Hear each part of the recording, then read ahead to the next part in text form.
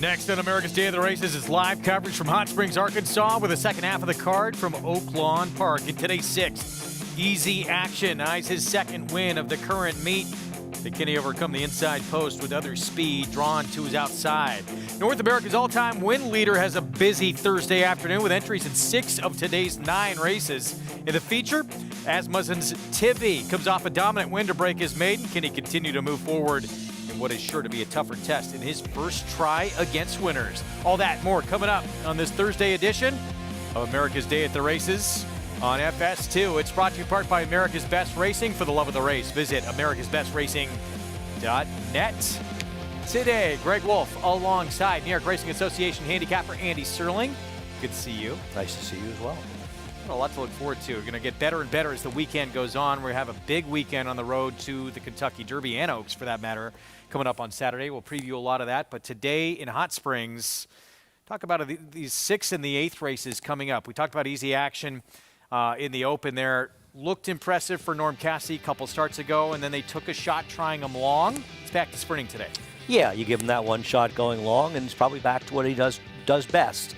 His big figure 2 back when he broke his maiden was on a wet track, but he seemed to be improving into it, and Norm Cassidy been on a very, very strong roll.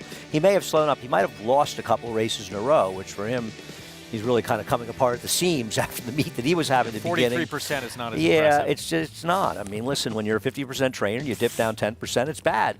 One of the potential speeds in Bling, Bling, Bling, Scratch, perhaps Miracle Warrior coming in from Delta Downs, applies some pressure. He seems tough, but I thought it was a pretty interesting race. Backside Buzz has run well. I thought Armin might be a dangerous horse on the outside, cutting back in distance as well. That's a horse who started out in California for Simon Callahan, now with Peter Miller, making the second start of his return. Here is a 3-year-old. So that's the 6th race. Race 8, their feature. 5.5 furlong sprint. And Steve Asmussen with Tivy in this spot, who's coming off pretty convincing restricted maiden special weight win. Yeah, you know, is he just a horse that dramatically improved in his 4th start, or is he close to sort of one of those one-number horses that you and I talk about? Obviously, if he runs back to his last race, he's going to be the horse to beat, but it's a standout figure for him, and you have to ask yourself, do you want to bet him off just that race, or if you go back the rest of his form, he's just another player in this race? Or maybe he's just finally getting good and everything's kind of clicked for the Asmussen barn with this son of Into Mischief. This was that dominant win. Second time with blinkers on, second start of his 3-year-old campaign off a long time away as well. Might be inclined to lean towards he's on the improve. Yeah, it's very, very possible. I'm not really against him. I was kind of interested in too much info on the outside, who I was hoping for Robertino Diodoro would be the controlling speed in this spot. But I thought it was one of those races, much like the 6th race, a bit open. All right, we look forward to it. Let's take a look at all we have coming up on the program, presented by Claiborne Farm. We'll have races 4 through 9 in Hot Springs. Track is fast currently. We're about 14 minutes away from their 4th race coming up. 5th race will kick off that pick 5. I like one in the 4th, Greg. You and everybody. Sniffed out the 7. Will you make a win wager? The key question. Yeah, no. 1 to 9 favorites coming up in that 4th race. You could play it all by getting signed up with Naira Bets. That's the offer, that $200 deposit match sign-up bonus. That's the code to use for new members, bonus 200. And bet any track, anywhere, anytime. Go to NairaBets.com to get signed up and started. We're going to take a timeout. We'll be back. We'll set up the 4th for you when we return. And we'll tell you the tremendous meet. Can it continue? I would think so for Ron Moquett. He's got the best view of anybody at Oaklawn. He's home there on the backstretch, and he's got plenty of chances in today's Thursday's card. We'll be back. Stay with us. Undefeated Grade 1 winner Mastery was a multiple graded stakes winner at 2, including this victory in the Grade 1 Los Alamitos Cash Call Futurity. On the track, his recent top runners include these star performers. Surprisingly down the outside, Scottish Star here, surprisingly surging on the outside, surprisingly. It's Midnight Memories who takes the lead. Midnight Memories, much the best in the Zenyatta. Mastery, standing at Claiborne Farm.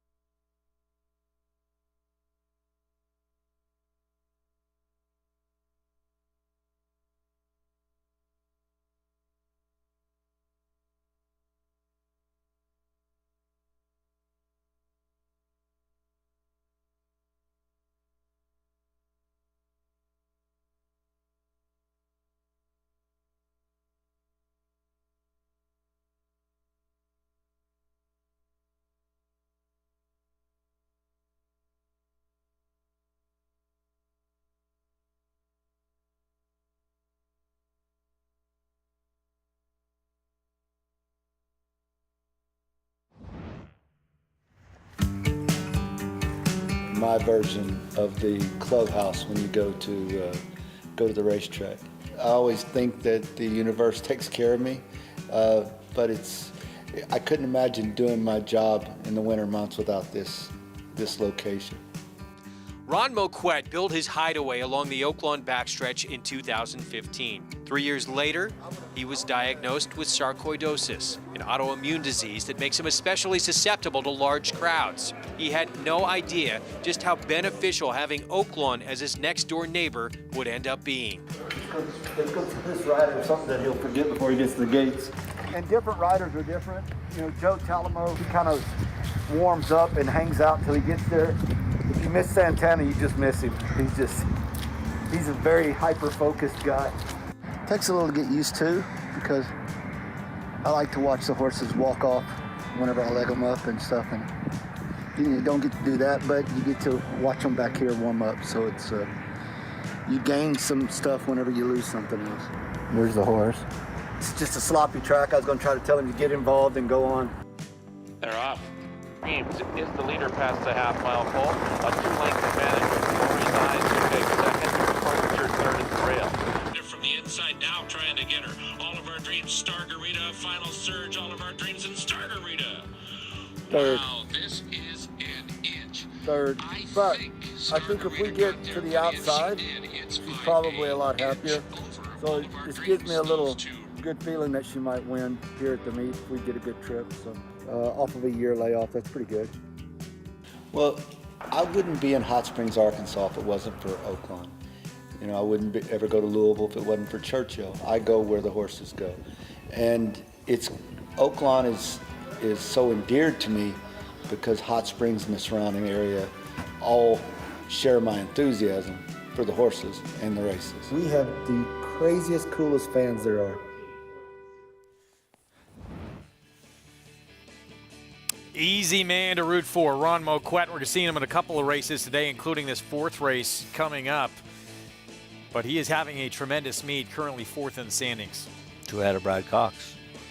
Not an easy thing to do. Wayne Lucas with 14. How about that one? Yeah, it's incredible. And Norm Cass North Cassie with 13 wins. He's run 28 horses. Unreal. Amazing. Absolutely amazing. Yeah, his 43%. Yeah.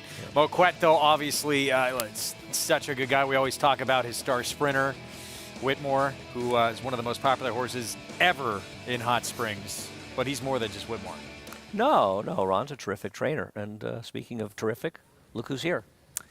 I know you're a big fan too, Paulie, of Ron.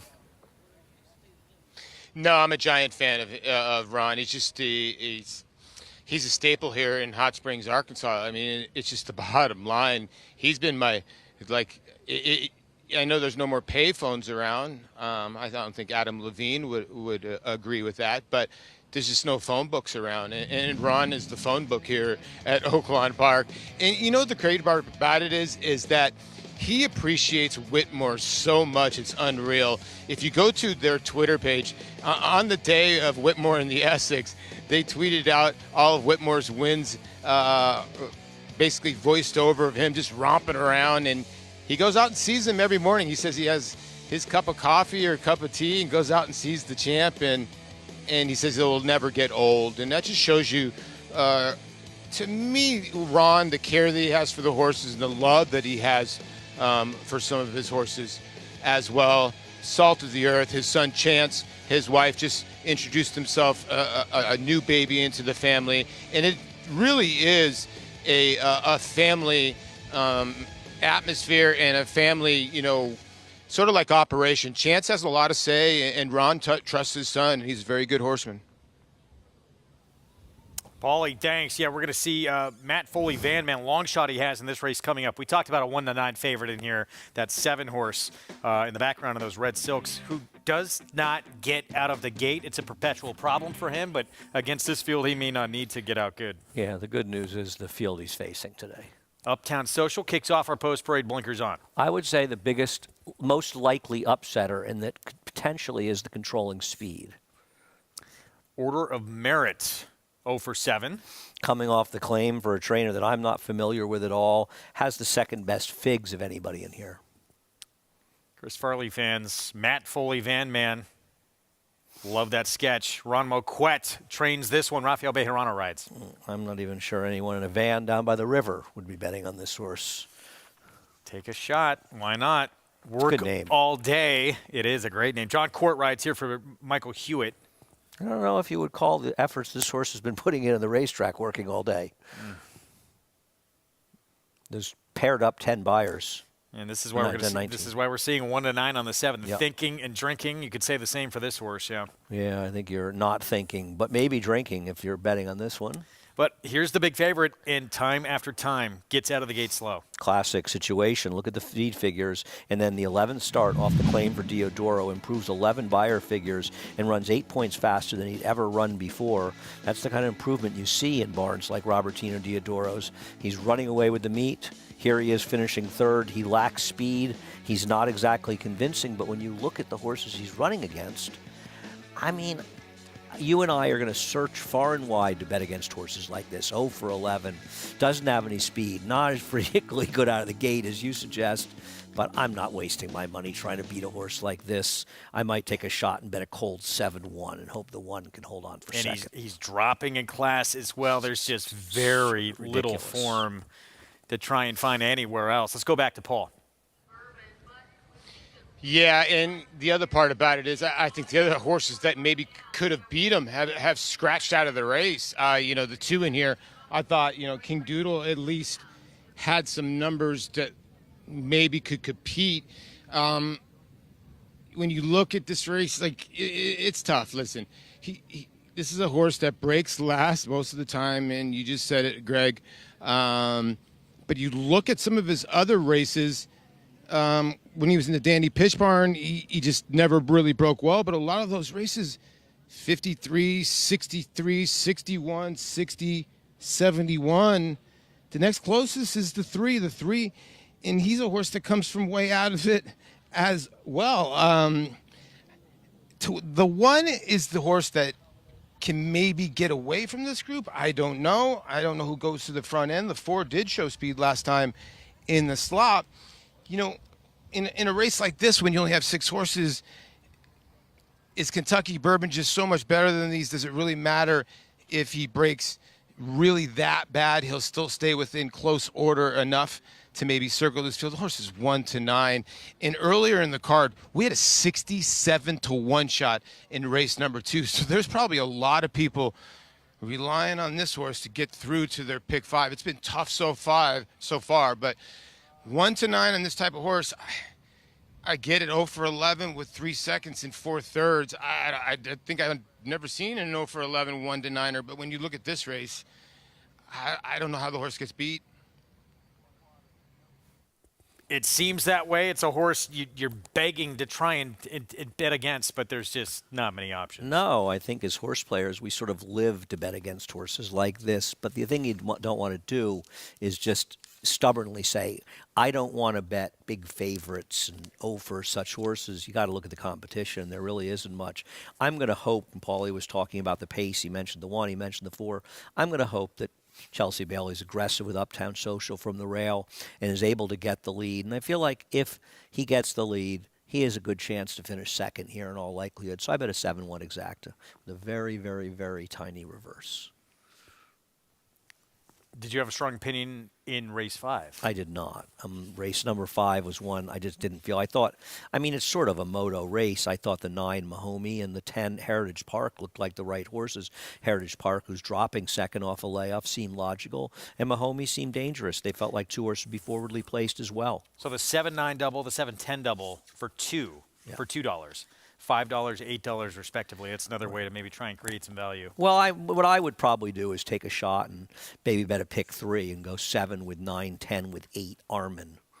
They're the 2 that I would want in there. So maybe I'll make a little play on that now that you've got me.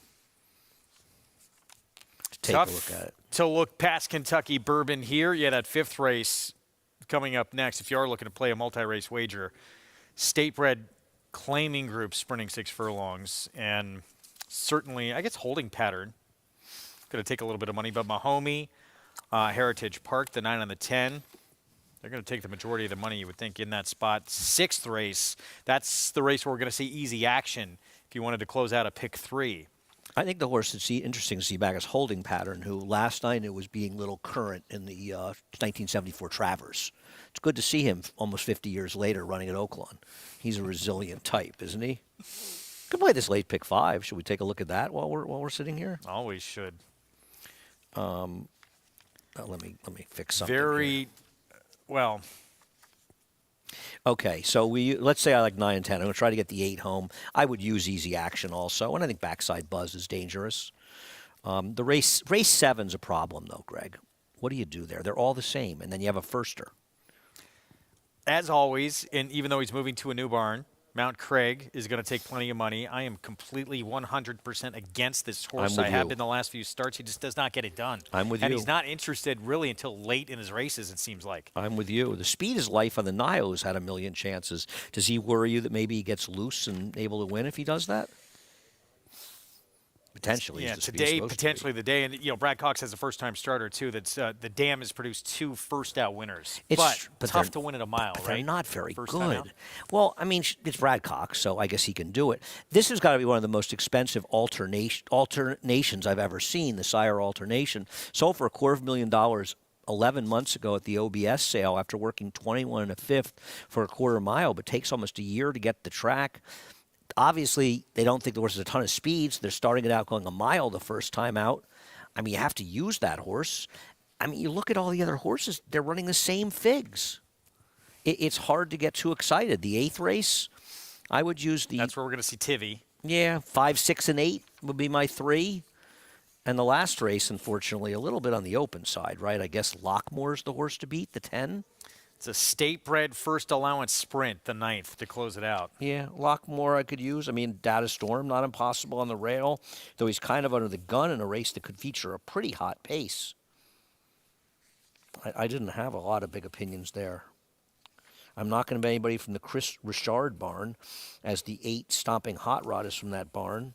No Data Storm for you in the last? No, I mentioned him. I said, okay. but he's in a tough spot from the rail. He's got to get that position because he's not going to get the lead.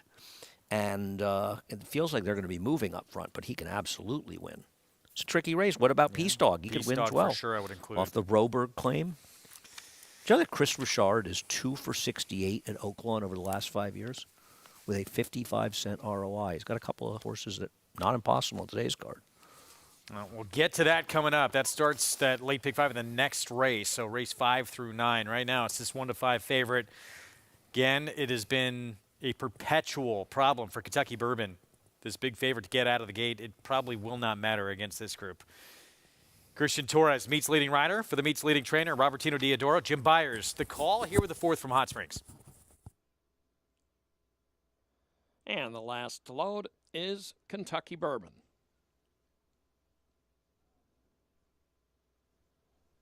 All in line.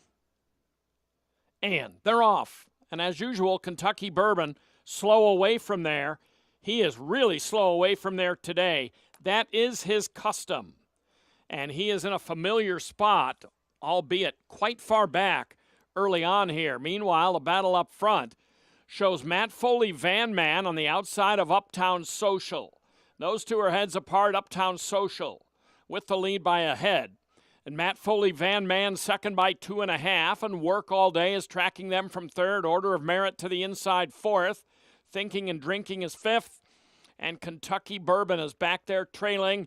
He is a good 10-11 lengths off the lead. Starting to pick them off, though, from the back end of the field.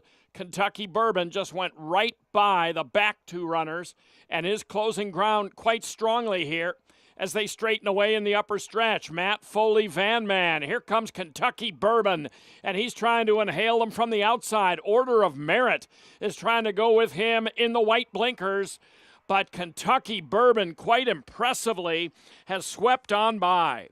And he is beginning to draw clear from Order of Merit. Kentucky Bourbon spotted them several lengths early, and he wins by 3.5. Over Order of Merit, Matt Foley Van Man, and well back there to Uptown Social 4th.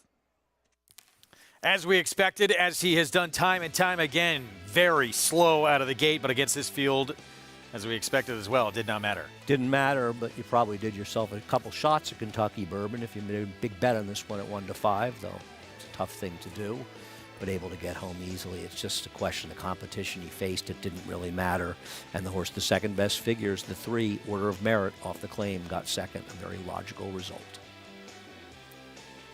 1-5 in our first live action here on our FS2 coverage.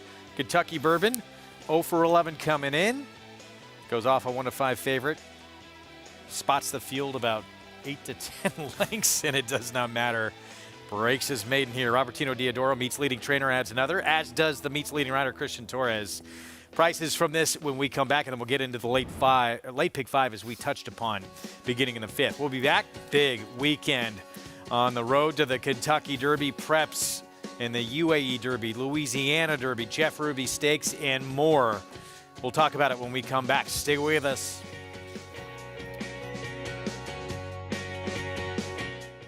Caraconte has the potential to be a leading turf stallion in America. Caraconte proved with Spenderella that he can produce an international caliber horse that can run all over the world. Spenderella hanging tough with the advantage to win the Appalachian. I've been fortunate enough to train some top fillies and mares. Spenderella is right up there with the best of them. Spenderella turns it into a procession. I think Caraconte is a horse who has tremendous potential. Caraconte standing at Gainesway. Bet the racing action at Aqueduct, Oaklawn, and Santa Anita to score a $15 bonus each Sunday in March. Bet $50 on each track to take home $15, win or lose. Opt in at NYRABets.com.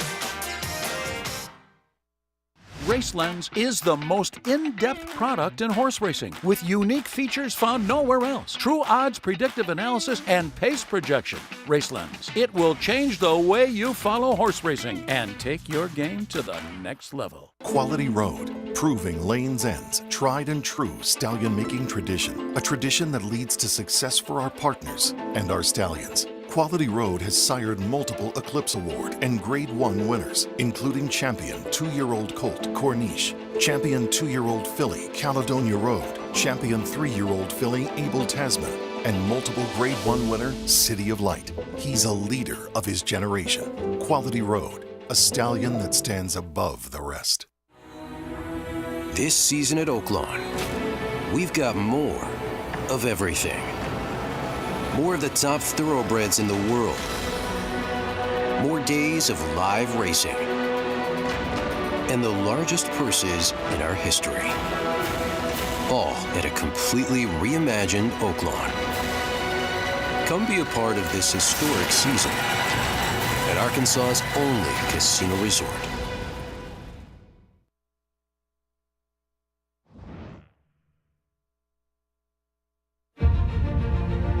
Danzig was with Woody Stevens special that he called Seth one day after he was 3 for 3 and was fast and had a problem and looked like he was going to have to retire him, and said, "You need to stand this horse." And he talked him into doing it, and he turned out to be one of the premier stallions of his time.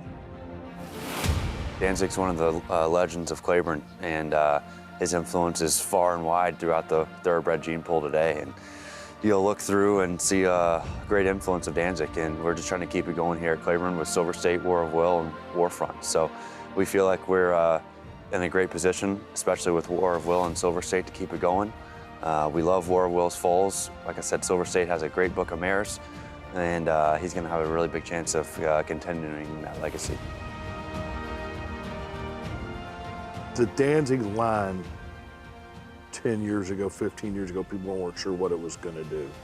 And it's still continuing on with Hard Spun and Warfront, who now the sons of Warfront are looking like they could be really okay on a number of fronts. So that was one of the reasons for War of Will, plus the fact he won a classic on the dirt with the Preakness, and then come back and win a Grade 1 on the dirt or on the turf at a mile. So he's a big, pretty horse. He's gotten well supported, and Mr. Barber's bred a lot of very, very nice mares to him, and the offspring are good so far.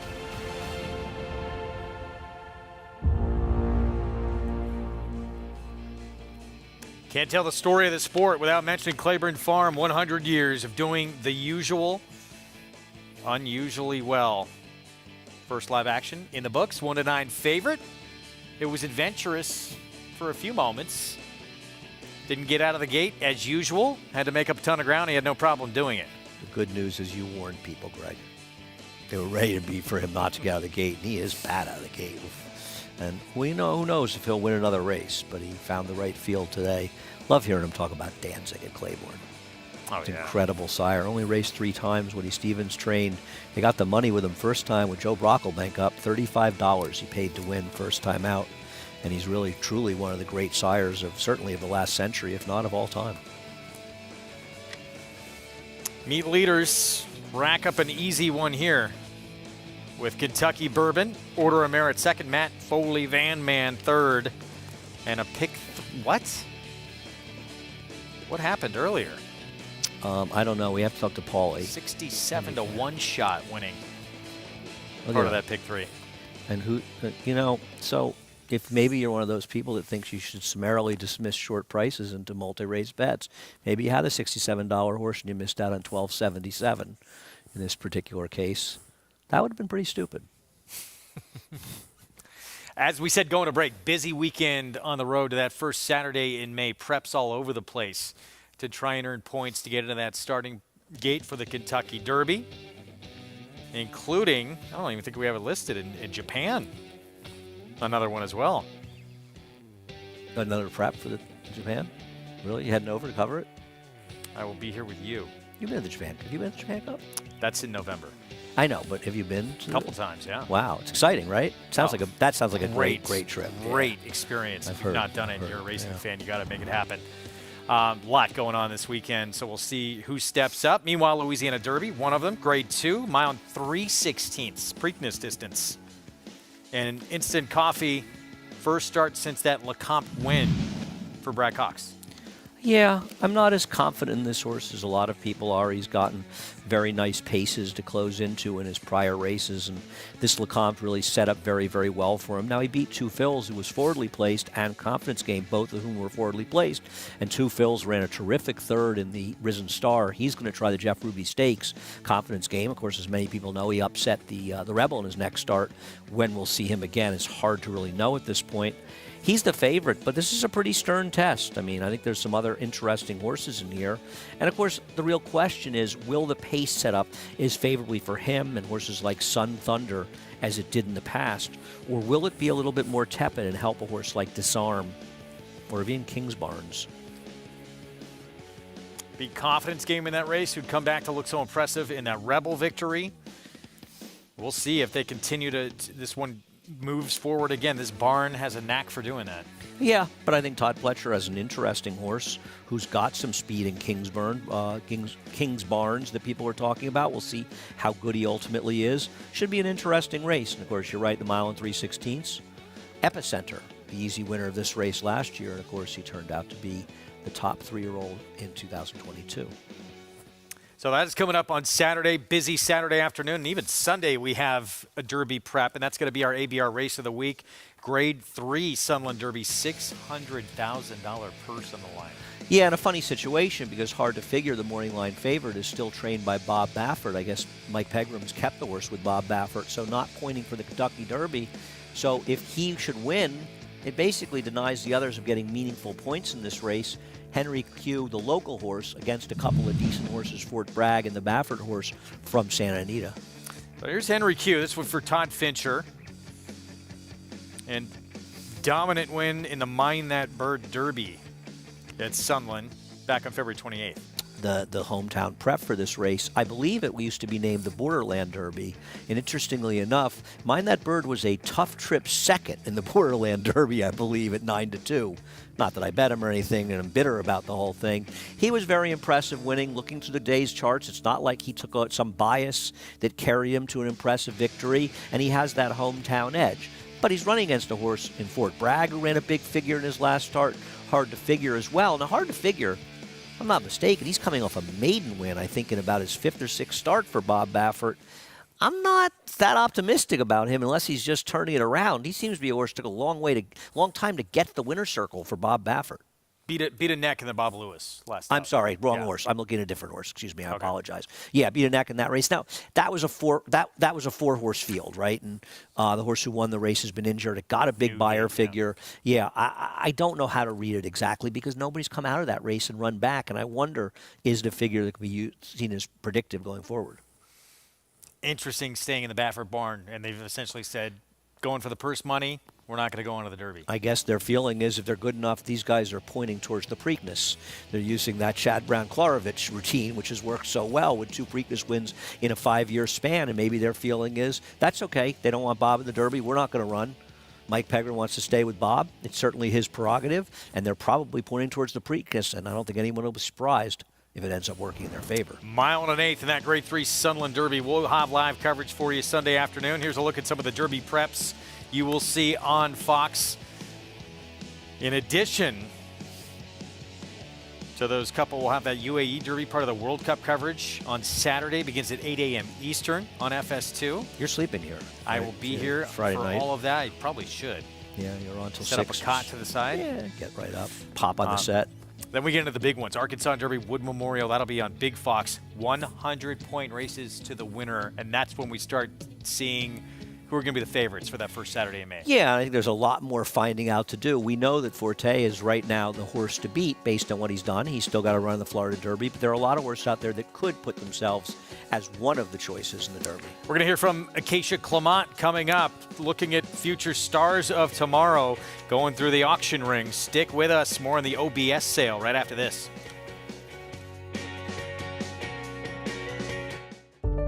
Whatever you use to predict future stallion success, breathe slowly and gaze at the desert's first great championship race. Curlin won it. So did Street Cry, Arrogate, and now, in a time even faster than Arrogate's, Mystic Guide. The cold hard fact is, after this, he was rated the best horse in the world. Mystic Guide. New to Darley.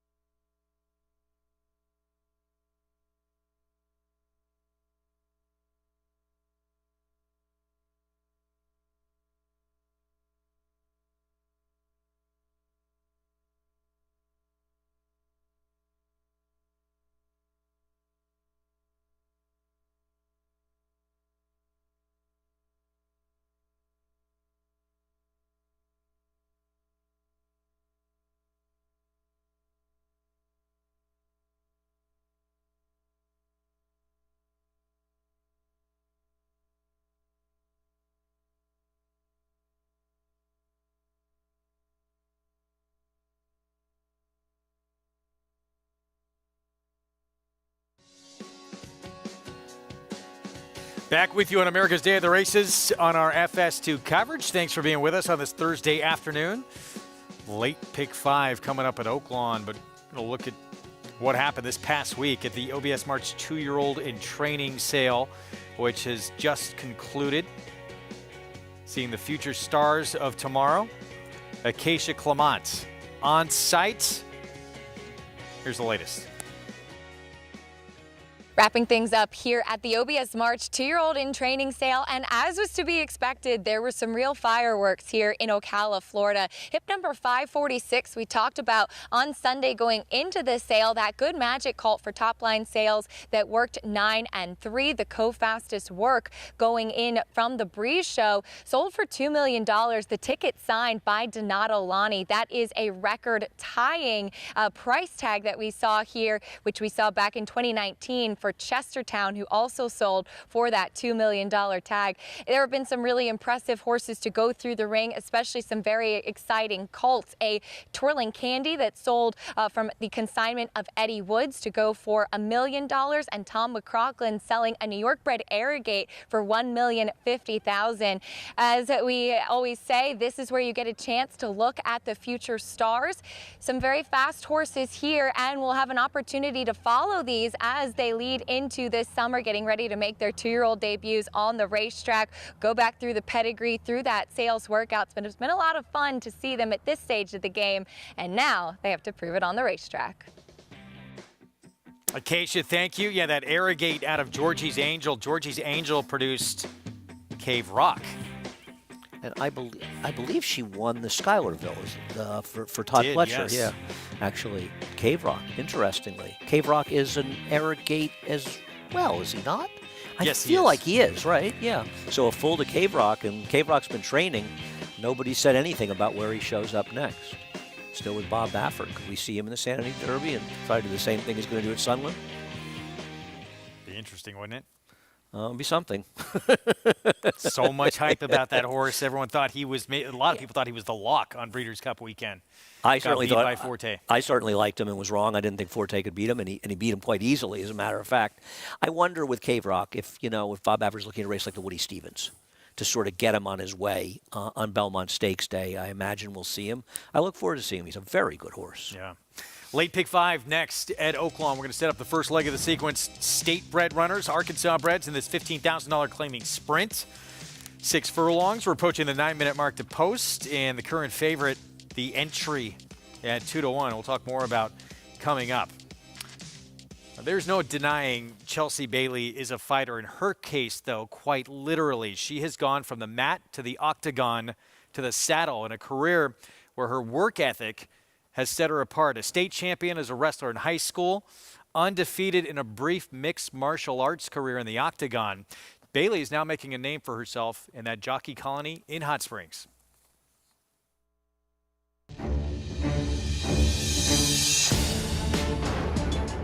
I'm a very, very competitive person. It is richness in front. Real nice, patient, confident ride from Chelsea Bailey. Chelsea? Yeah. Did you bet on me? Yes. They're both almost along the same parallel, that you are an athlete, you have weight that's involved, you have to have upper body strength. I have a really good balance that I've taken that I've used from there. You have to have, split-second decision action time. It's the same thing. When that bell rings, anything could happen in the fight, and when that gate opens, anything can happen in the race. I've had 3 professional fights. I had 1 fight for the Ultimate Fighter because it was for a reality TV show. Chelsea trains with UFC champion Miesha Tate. You got this, girl. Are you ready? Are you ready? Let's fight. I'm not gonna lie, it feels really good to punch somebody in the face. Especially if, they've been talking bad about you. You train so hard, and when you can go out there and you can just really connect, it's a pretty good feeling. It's kind of a weird twist of fate and destiny that I was able to actually meet my husband and was able to get me involved with the horse racing. You have to be able to know how to go out there and ride the horse and give the horse the best ride that you can and do everything you can to try to win the race. This is Charlie. This is Charlie Can Do. He's so laid back. He's a really nice horse to be around, and he's super kind. Charlie Can Do did. Charlie Can Do won by 8. Chelsea Bailey able to do just that. Tom Swearingen Racing Stable, the winning owner, winning trainer. Liked everything about her, the way she handled the horses, her dedication was extreme. And so from that point on, I thought we would be able to use her and let her ride some horses. We were really happy with what she did, and everybody likes her, and her work ethic is second to none. She's a very, very dedicated person. The toughest part is keeping the momentum going, not getting hurt, doing good. It's like when you're hot, you're hot. When you're down, you're down. I love boxing. I love to hit the bag. I like combinations, but my background is wrestling.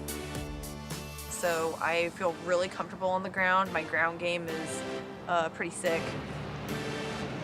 Don't get out with your hip out in front of the shoulders, T. Smith. Way too forward. pressure behind the shoulder.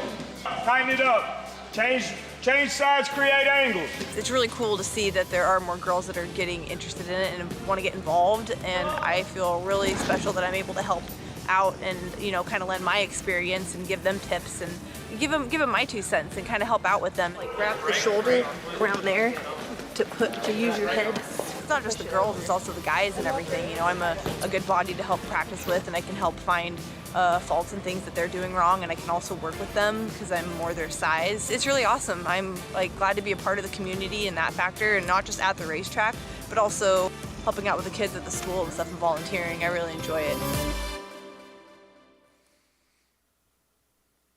MMA fighters, no joke. I got to spend some time at Daniel Cormier's academy up in Northern California and watch these people train, and they put in serious work. You gave up at an early age for being a I fighter? was watching from up above. Here's holding Impressive. pattern. Pick 5 starts here, part of the entry. Steve Asmussen with his son Keith. Seems like a classic situation of an entry taking too much money. Not really sure what's appealing about either half of the entry, but because they're an entry, they're too short a price.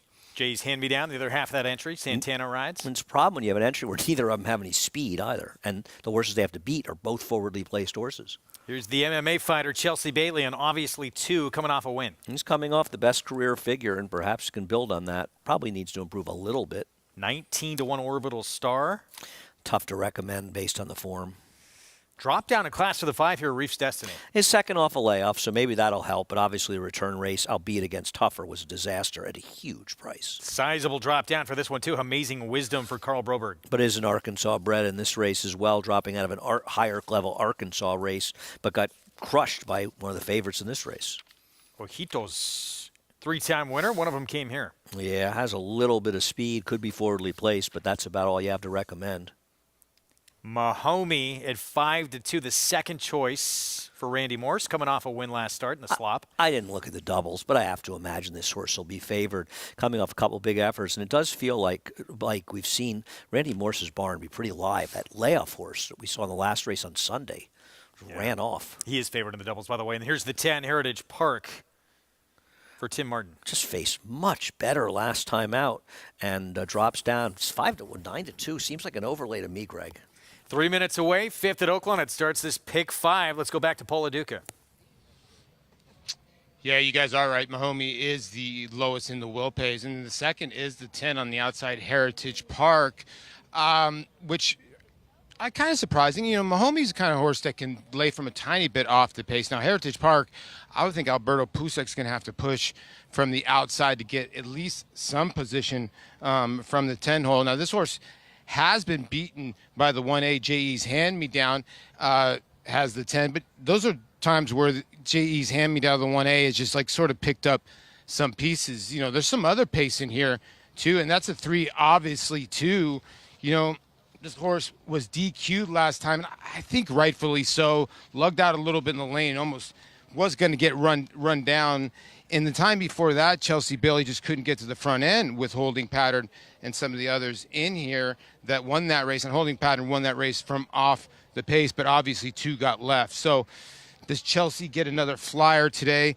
They're sending it in on the entry, the 1 and the 1A. I think they're thinking maybe there's a speed duel that's going to develop in here, and maybe the 1 and the 1A are the 2 horses that come from off the pace. I thought the 6 was a little bit interesting at 7-1. You get the leading rider in Christian Torres.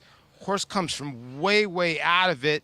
Last couple races, the horse hasn't had a really great beginning. I understand what Andy's saying. This horse has got to make up a ton of lengths on the 9 in here.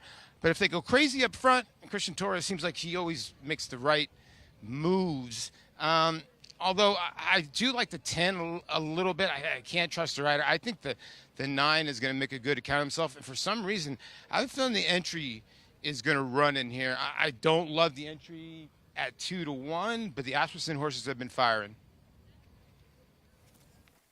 Paulie, thanks for that. Favoritism, it's now to Mahomey as we expected here at 9-5. Yeah, I mean, a lot of late money will show up at Oaklawn, and I'm sure Mahoney will be a much shorter price by post time in the entry. Maybe, as Paulie's suggesting, the money on the entry is a good thing. She's a good sign. I love this replay. There's some subtle trouble well back in the pack. I don't know if you noticed it, Greg. At least we didn't have to call this race. This was a win on a very wet, sloppy, sealed track for Mahomey. These numbers just tower against this group, don't they? I mean, obviously Heritage Park, second off a long time away, could move forward. Way the horse to beat. I agree with Paulie. The rider's tough to trust. He's 1 for 37, at least when I printed these BPs. And I mean, not trying to be hard on him, but you got a lot of riders there that are pretty good. And that's a bit of an issue. But I agree. I thought the outside two were very much the right two. But I guess the entry, the appeal of 2 for the price of 1, and that's why entries are a terrible gamble. And the sooner racing as a whole gets rid of entries, the better off we'll all be. We're going to look at part of the entry in here, holding pattern. So Steve's son Keith will ride here. Obviously, 2 won this race. Holding pattern wound up third. It's tough to see the appeal of either half of the entry, certainly at that price. Unless you just feel that Steve is going to somehow improve this horse off the claim. And his son Keith has been riding very well. We saw him give a couple terrific rides on Sunday, but he's just got to improve immeasurably in all likelihood to be competitive. And it's just a no-value play. Which half of the entry are they betting? Are they just taking the 2 for the price of 1? Don't really know, but I always hate to see Grade 1 winners being renamed in horses, especially running for lower claiming prices, as he beat not only Little Current, but Chris Evert. She had been beaten by Quay's Quilt in the Alabama, and a week later she came back in the Travers and finished third, with Little Current, who won the Preakness in Belmont, finishing second to Holding Pattern in the slop, I believe. Let's get those signatures together. I'm with you. I just don't like it. I mean, I understand it's Hall of Fame thing, but there are millions and millions of names out there. Don't name them after Grade 1 winners. I mean, I have no problem with a sort of an allowance claiming type horse. Maybe, you know, that you had an affinity for, you see the name, but come on. The horse won the Travers. Should be protected. It's just, yeah. Let's, you know, I think that get together with the Jockey Club and stop with that. Grade 1 winners, at the very least, should all be protected. Can I nominate you to take the lead on this? Greg, as you know, I really don't need a lot of encouragement to be a pain in the butt. 8-5 favorite as we get set for this pick 5. Again, let's revisit just quickly. 8-5, Mahomey the 9 in here, but going forward, you thought if someone's putting together a pick 5 here. Well, the 3 I would use in the 6th race would be the logicals, the 1, 4, and 8. As I said before, I bet a little pick 3 through the 9 and 10 here to get alive to the 8 if one of them should win. The 7th race is the problem because they all look similar. I would be inclined, since I don't want to use all of them, to maybe go with you and throw out Mount Craig at a short price. I would have to use Humery now. I would have to use my man Nick Zito and Atlantic Dancer, and I would definitely use the 8, Life on the Nile. So maybe I'd take a shot with those 3. Race number 8, 5, 6, and 8. I'm interested in betting the 8 to win, and it's the last race where you're going to have some protection. I think we both agree the 10 Lockmore is the horse to beat, but there are some others in probably there. The 1, probably the 4. The 1, Data Storm, the 4, Peace Dog. Maybe they're the 3 you want the most. I thought this was a much more wide open race. It does feel like a race, at least on paper, should have a pretty hot pace. Good luck. Pick 5 starts here. And now heavy 3-2 favorite, Mahomey. Trainer Randy Morse. And the 10, Heritage Park, second race back. Hadn't raced since late July. His prior numbers put him right in the mix against the favorite. Jim Byers the call. Here's the 5th from Hot Springs. That leaves just Heritage Park on the outside.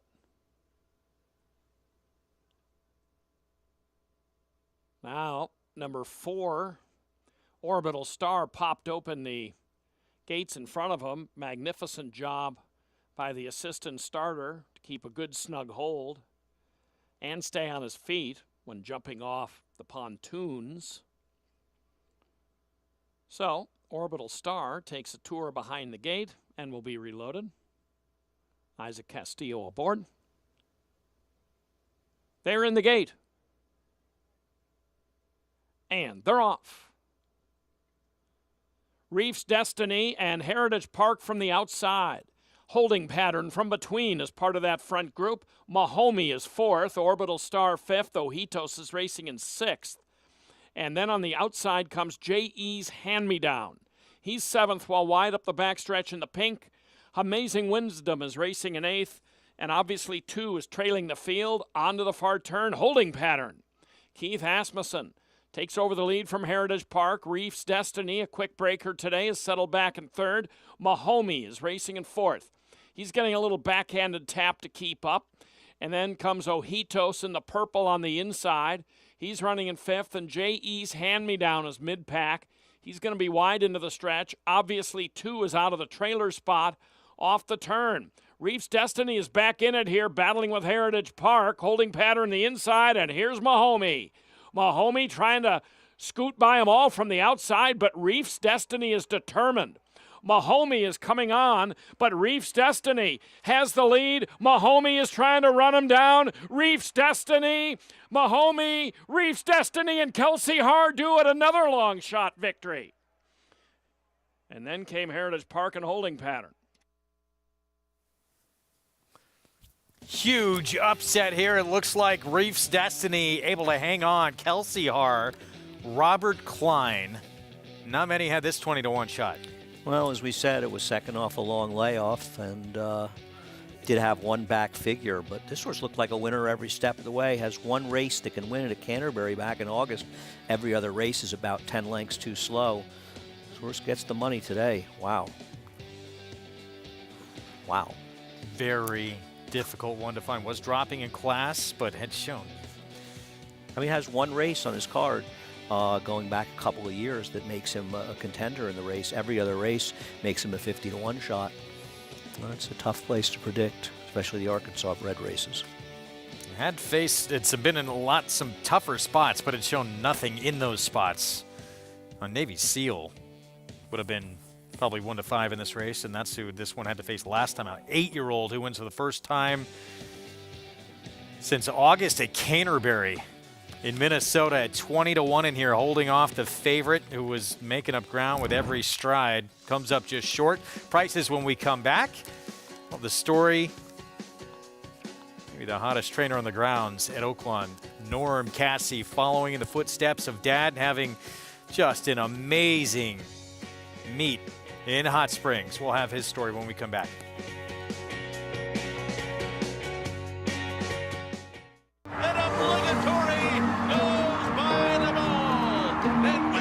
Here comes Malatha, here comes Clariere on the outside, and it's gonna be Clariere! Nest, much the best. She won by better than 10 lengths. And Elite Power gets up to win the sprint. Outside it's Malatha coming to the wire. Who's it gonna be? Here's the wire. Oh, the wish has come true. That one's for you, Cody. Who you betting on?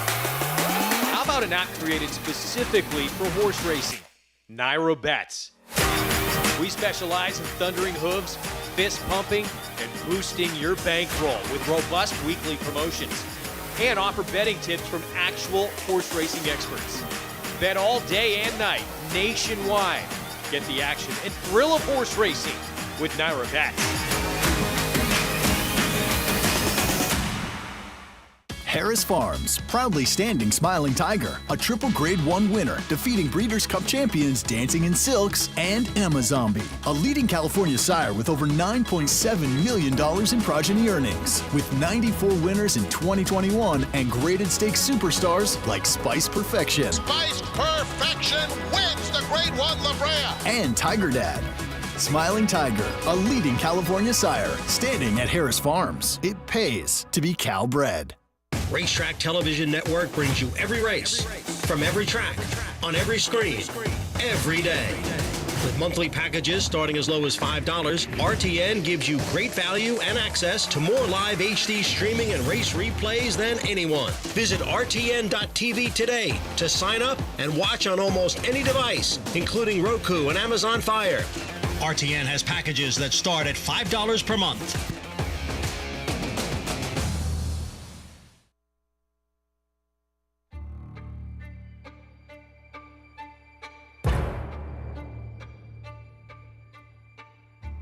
The industry has a few things that we have to take care of better, and one was the aftercare of the horses. If we did nothing, these horses would end up in very bad places. Go back to where we were years and years and decades ago when it was just considered de rigueur that you could just send these horses to slaughter. It's different than any other program that was put into place.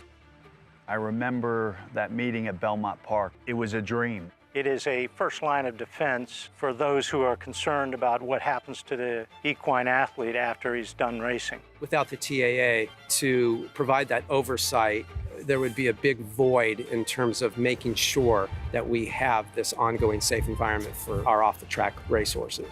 We started with some 21 organizations across the country, and now we're up to over 82 facilities throughout the country and giving away almost just under $25 million. It's the one shining accomplishment that we have that we can point to say we really do love our horses. Just the word aftercare has become part of the discussion, has been part of the vernacular in a way that it was not when I started this position around the start of 2013. It's a daunting task that the TAA and its accredited organizations have taken on. And that's why the industry itself has got to fund it. Every time I turn around across the country, the TAA staff is there, and they're shaking hands and they're kissing babies, and they're doing the blocking and tackling right that needs to be done. We have a social responsibility to make sure that thoroughbred aftercare is also #1 on the list.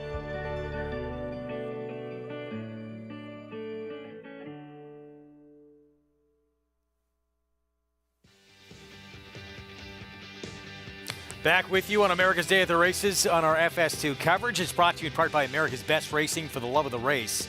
Visit americasbestracing.net today. Can I nominate someone for NTRA Jockey of the Week? You have my permission. I don't know if that's good enough. Kelsey Haar won race 2 today with Point Blank, paid $137. Wins on Reef's Destiny here in the 5th, pays $42. It's definitely the candidate for long shot Jockey of the Week. That'd be a cool... I like that. That'd be kind of fun, actually. Category, if it existed. I think we should have it. Why not? Little bumping here. Leaning. And able to hold off the big favorite who was making things tight late. He hung. He had every chance going to get there. He hung on this horse. Every chance to get it done. Be exact and try. Exacta paid almost 3.5 times, or about 3.2 times the win price. The Exacta paid $700 with this favorite in the second choice, second and third. There was value in there relative to the win price.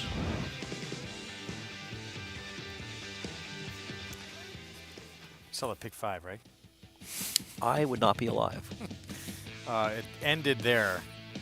What did it pay? As we set up what did it pay? Race 6 here. Hold on. $57,500. It's like that's the morning line we're looking at right now. 6th at Oakland, 5.5 furlongs, allowance optional claiming field, easy action, 8-5 in this spot. Peter Miller's Armin in here as well. Easy action trained by the man we're going to tell you more about right now. One might think with a recently inducted Hall of Fame father following in his footsteps after growing up in the sport would be a natural career path. But for Norm Cassidy, that was not the case at all. Norm talks about the horse who changed it all for him and the very difficult decision to tell Dad when he decided horse racing was what he wanted to do.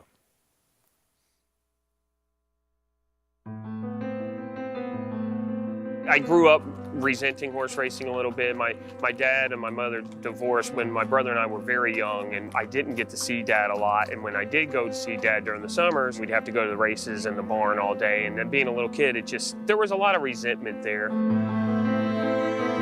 I didn't really have a direction early on in my life. I loved sports. I loved baseball. I actually played a year of college baseball.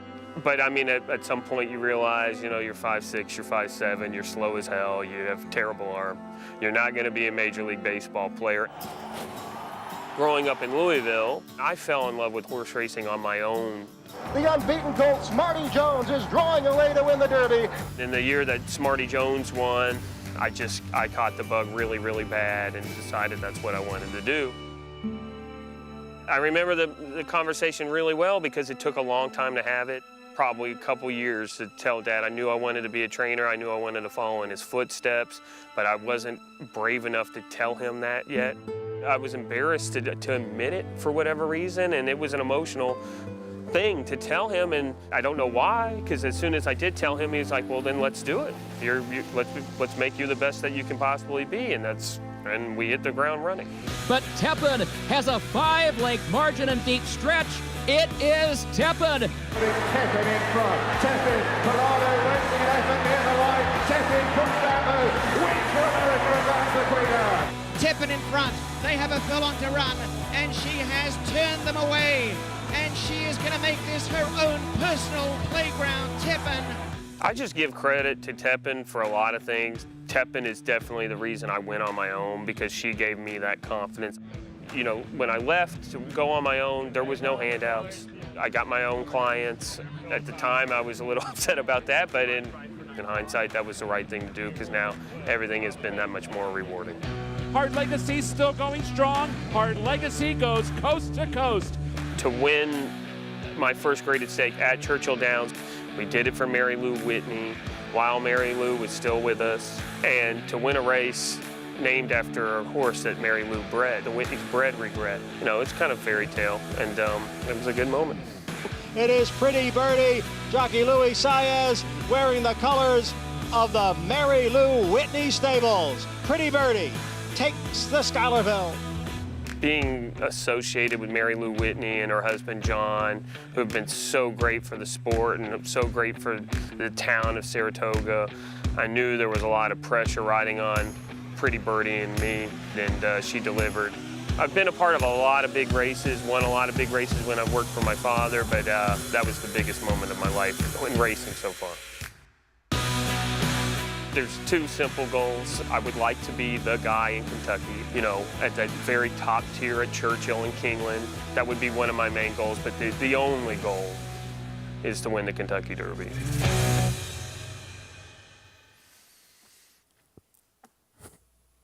Very happy for Norm and his family. Of course, just welcomed Crew to the family as well. And this is the meet that people dream of, having a meet like he's having right now in Hot Springs. I agree. You think you're bringing the right horses, but they have to win the races, and they have been winning for Norm.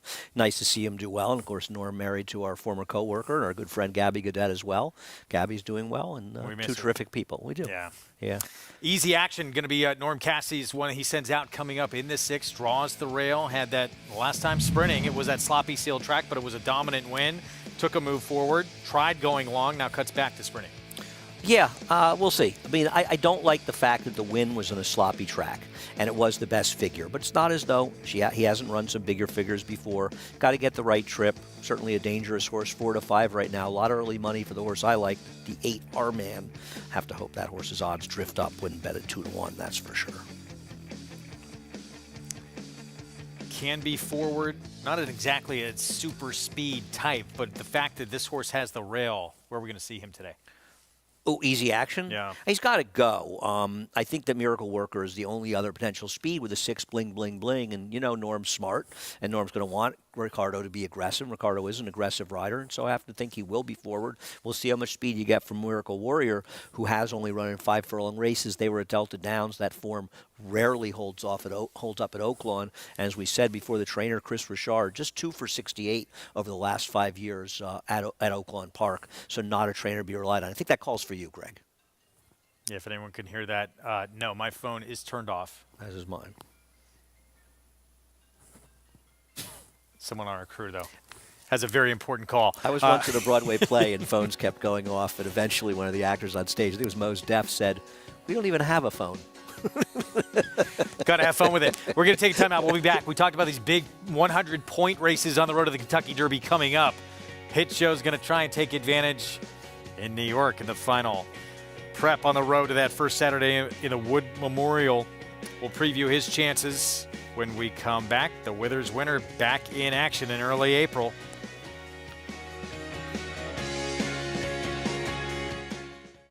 Number 1 is Mo Donegal by Uncle Mo.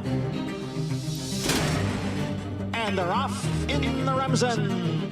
As they come on for the finish, and it's going to be tight here in the Remsen. Mo Donegal. Mo Donegal bearing down on the outside. It's Mo Donegal and early voting, and it is Mo Donegal to win the Wood Memorial. And it will be Mo Donegal to win the Test of the Champion, the Belmont Stakes.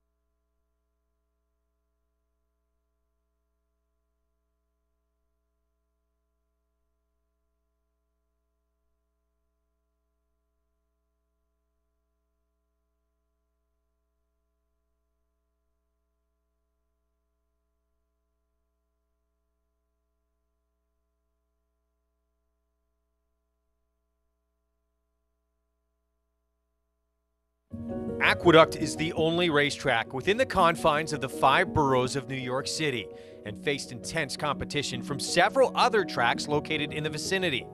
True to its nature, the racetrack not only survived, but thrived. Aqueduct underwent an extensive 3-year overhaul and reopened on September 15, 1959, to much fanfare, as it was one of the most modern facilities of its kind. In 1960, Aqueduct presented its first Wood Memorial. The race is New York's premier prep race for the Triple Crown and remains one of the track's signature events, along with the Cigar Mile Handicap and Remsen Stakes. Aqueduct was the first and only track to have a triple dead heat win in a stakes race when Brownie, Bousset, and Wait a Bit hit the wire in tandem. In 1965, it was the site of the largest crowd ever to witness a thoroughbred race at that time in the Empire State, when more than 73,000 packed the stands to see Gunbow in the Metropolitan Mile. The legendary Cigar began his famous 16-race win streak at Aqueduct. He scored impressively in the 1994 Naira Mile as part of that win streak. The race was named in Cigar's honor after he retired in 1997. The last racetrack Secretariat placed his hooves upon was Aqueduct. He was retired there before commencing his stud career at Claiborne Farm. Aqueduct was the second track to host the Breeders' Cup in 1985 and was one of the first sporting venues where Pope John Paul II held Mass in 1995. Incredible history at the Big A, and we got a few more weeks to enjoy it. At this meet. No, I know. About 6 more weeks. Is that right? Through the end of April. Including that Wood Memorial. Yeah. Be on the turf soon, too. April 7th. Seen a lot of woods, Greg.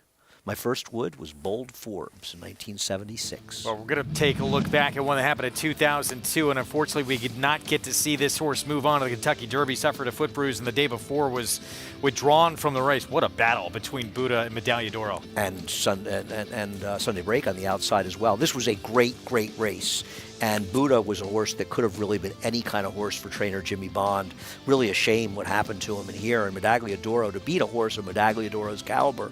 And I don't know if the first race for Bobby Frankel, but one of the first race for Bobby Frankel. Of course, he went on to disappoint in the first 2 Triple Crown races before a second in the Belmont Stakes to Longshot Sarava. Jim Dandy Travers, he would add later that summer. Yeah, the rest is kind of history for him. He was a tremendous, tremendous racehorse and been a great sire as well. But this was a really great Wood Memorial, and I just remember it, and I was a big Buddha fan, even though he unfortunately never ran again. But to beat a horse like Medaglia d'Oro, and Greg, I think this race might have got like a 114 buyer. I know it got a big 105 for Buddha. That was close. Within 10. Wood had produced the last 2 Derby winners before that, Monarchos, Fusachi, Pegasus. Who knows, if he got to run, might have produced a 3rd in a row. James Bond, trainer of Buddha, called this horse one of the most intelligent horses he had ever trained. Wow, he was a terrific racehorse. He really was. And sad we never saw him again. Of course, last year's Wood, while it didn't have an impact in the Kentucky Derby, it produced the winner of the Preakness and the winner of the Belmont Stakes. You remember who won the Kentucky Derby that year? In 2002? Yeah. War Emblem. He did. Well done. I have occasional moments. Normally I forget. First time for Bob Baffert, I think. Yeah, and then Russell Reinman sold him. Yes, that's right. Right after that, was it Illinois Derby victory? Yeah. Well, this year's edition of the Wood Memorial, we're going to see Hit Show back in action for Brad Cox. This is a look at his win in the Withers. You know, this is a horse that nobody's talking about, and I kind of get that nobody's talking about him, but isn't there a chance this horse is pretty good? I mean, it was pretty quick in here. You think he got about a 91 buyer that day? I don't know. Why can't he be a player? He did. His one defeat, he's 3 for 4 lifetime, came at the hands of Confidence Game, who of course won the Rebel. And he has been improving every single start. He has moved forward buyer-wise. This obviously is easy as could be, winning this Withers. Yeah, and obviously this is going to be a tougher field in the Wood, but they're not talking about him, and this horse has every right to be a player in this Derby. Another one of those horses that's just not getting much press, hasn't run since February, Brad Cox. Why can't he be a Derby And this was an early 1 1/8 Derby prep. Yeah. So he's already done it at a 1 1/8. And early voting won it last year, the previous winner. I think there's a lot to be excited about with Hit Show. So Brad Cox, he's got several still in contention. To say the least. Several maybe an under. Yeah. Back at Oaklawn, we're getting into the late pick 4 coming up. We have a late scratch of the 2 Miracle Worker coming out of this race. Takes away some of the speed in here. Easy Action with that 3-5 favorite. And here's the Norm Cassie runner. Yeah, we've talked about him ad infinitum. They're going to try to pop him out of the gate. 3-5 seems absolutely ridiculous on this horse. Why is he this short a price? American Outlaw 9-1. Todd Fincher trains. The good form is out of town, and Todd Fincher so far has not any success with 8 starters at Oaklawn. Only try sprinting. He was a winner. That was at 5 furlongs. He cuts back in distance. The 4, Backside Buzz. Last 2 figures make him a player in this race. He seems to be an improved horse. GT 500 comes off a soft 40 maiden claiming win on a wet track. He would have to step up to be competitive. He's the second biggest price on the board. The 6 is scratch. The 7, Coffee Caliente for Cody Rosen. Yeah, he would have to improve to get in there, but this is a trainer who, cutting back in distance, has superb numbers, 35%, 483 ROI. And Armin, his best moment actually came in his debut at Churchill back as a 2-year-old. Right. I think the cutback to a sprint is going to help him. Zor set a 74 Beyer first time out before things went wrong in the best power. He was 5-2. I don't know why they tried him long last time out. This is where he belongs, and I like his chances quite a bit. 4 minutes of post here in the 6. It starts again, the pick 4. Let's go back to Paul LaDuca. Thanks, Greg. Yeah, we had a little development, obviously, in the paddock. And what ended up happening was the 2 Miracle were flipped over in the paddock. That's an automatic scratch. Most jurisdictions, obviously jurisdiction here, there was a tiny bit of worry. The horse hit himself pretty hard on the ground, and he kind of needed to shake the cobwebs off. I just actually talked to the attendant veterinarian, said there was no blood, no nothing, everything was fine. He walked on the van and seemed like he was okay. Just an unfortunate situation. And Nicky Juarez was never on the horse. The horse sort of got spooked by something and just flipped over. It's just one of those things. But every attendant veterinarian I've talked to said the horse is going to be just fine. Just Miracle Warrior, who had a big shot in here. Chris Richard had talked to a couple people. I actually talked to Gary Stevens earlier, and he had told me he thought the horse had a big shot. So maybe, with the 2 out of the race, does that make the 1 go to the front? I mean, listen, 3-5, I get it. It's way too short, but you're looking at a trainer you're looking down and it's 43%. You're looking on the outside with Armand, and it seems like that, 5.5 furlongs from a mile, that's a little tougher cutback. Maybe this horse is going to have to make up a little bit of ground. You look at some of the other runners in here, maybe Backside Buzz, the 4 at 92. I mean, with the 2 out of the race, is the 1 really going to have to work that hard for the lead? I mean, Armand might be right, I guess, on his tail. Backside Buzz is the other horse in here. 1 for 11 lifetime, though, and has to come from just way off the pace. I find it hard, guys, to see anybody outside the 1. And I do give the 8 a little bit of a shot. We'll tell you something. In the next race you guys are calling Cloudy, I love a horse in there. I love the 6 Bolsey for Donnie Von Hemmel, a horse that took a little money first time out. Then last time, I thought ran an even race after not breaking as well. And today, second time routing, I thought that horse has got a giant shot to move forward. All right, Paulie, thanks. Here's the big favorite, though, 3-5. Easy Action looks the part as well on the racetrack here. Cut back in distance for this barn that is doing very little wrong. Norm Cassie, 43% at the meet with the 1. Yeah, and he really didn't even run that badly last time, pressing a quick pace going long, so I wouldn't even hold his last race against him at all. It's a very logical horse. I don't think he looks like he's 3-5 on paper, but he's in good form. With the 2 scratch in the race, he's probably the controlling speed for a trainer who's been on fire. There's really nothing not to like about him except his price. This horse, though, Backside Buzz, even if Easy Action runs back to the best race he ever ran before, it's not that far off. No, I agree. That's why I think 3-5 is ridiculous. I don't think the 1's a layover by any stretch of the imagination on paper. Scratch the 2 helps him, but we'll see how much speed. Maybe GT 500 will be aggressive. Backside Buzz has been running well in his races. Second place finish behind Cactus, who was a horse that Norm Cassie had run for a tag after they paid a lot of money for him. I think it's a 2-year-old. Came back and was claimed, and he came back and won. But nothing wrong with his last 2 races. He's 1 for 11 lifetime, but he's clearly improving. That was his win to break his main career start number 10, and then he came back and ran very good runner-up finish his first try against winners. And the 2 best efforts he's run, though, muddy sealed track, sloppy sealed track. Yeah, I mean, that's always a bit of a concern. He has those two best races are on wet sealed tracks, so maybe he's a horse that moved up. But he had run a solid figure the time before that when he finished second, so maybe he's just an improving horse, and it was coincidental to being on wet tracks. And 5-1, if you like him, I think you're getting a fair price. And for him to be successful, does he have to hope that the 5 GT500 puts some pressure on the 1? Does the 4 have to? Well, he also has to hope the 8 doesn't run a good race cutting back in distance. So I don't think it's just about that. But yeah, I mean, I guess the 1 has to break sharply. Is he really that slow? He doesn't really have much speed. I mean, it's a problem with the 4 and 8. They're both, the 8's cutting back in distance, might dull his speed a little bit. The scratch of the 2 definitely affects the race, and it positively helps the 1, potentially from a dynamic standpoint. And there he is in the background. Easy Action, 3-5 favorite. Ricardo Santana Jr. for Norm Cassie. Speightstown, 3-year-old. And Armin continues to take money here on the cutback. When you win, anytime you win first time out, obviously there's ability. He did it with a 74 buyer pretty early in his 2-year-old season. To put up that kind of number, had to be thoughts that this could be potentially a special horse. No, I agree. And I think that obviously things went wrong out in California. Things didn't run in the best power. Listen, maybe his horse will never run well again. But he didn't run that badly last time out. I mean, the horse who was second, beaten 4 lengths in the race, is Disarm, who's 6-1 morning line in the Louisiana Derby. So he's running against better horses and maybe, as it turns out, just going too far. It's a $600,000 2-year-old purchase from Bolt Doro, who had a very good year last year. And I think Armin has the potential. You're going to give up on him because things kind of went wrong after his debut, and I don't mean you, just in general. And then they tried him long where he chased the pace. I wouldn't. So do you want to take a short price here with Easy Action? This horse here, certainly a player at 9-2. But I guess no one believes he's going to get the kind of setup that gives him a winning chance here. Or they feel like it was a wet track that moved him up. And I think, you're looking at the betting, it's almost like it's just laser focused on the 1.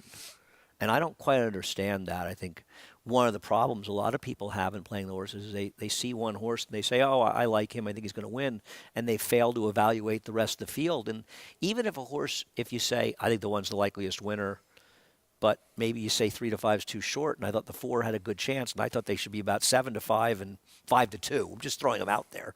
Why wouldn't you bet the 4 at 4-1? I'm just throwing these as hypotheticals. You always want to take a look at horses you thought were less likely to win, but potentially better prices than you expected them to be and think they should be. 5.5 furlong sprint coming up here in the 6th. Jim Byers, the call from Hot Springs.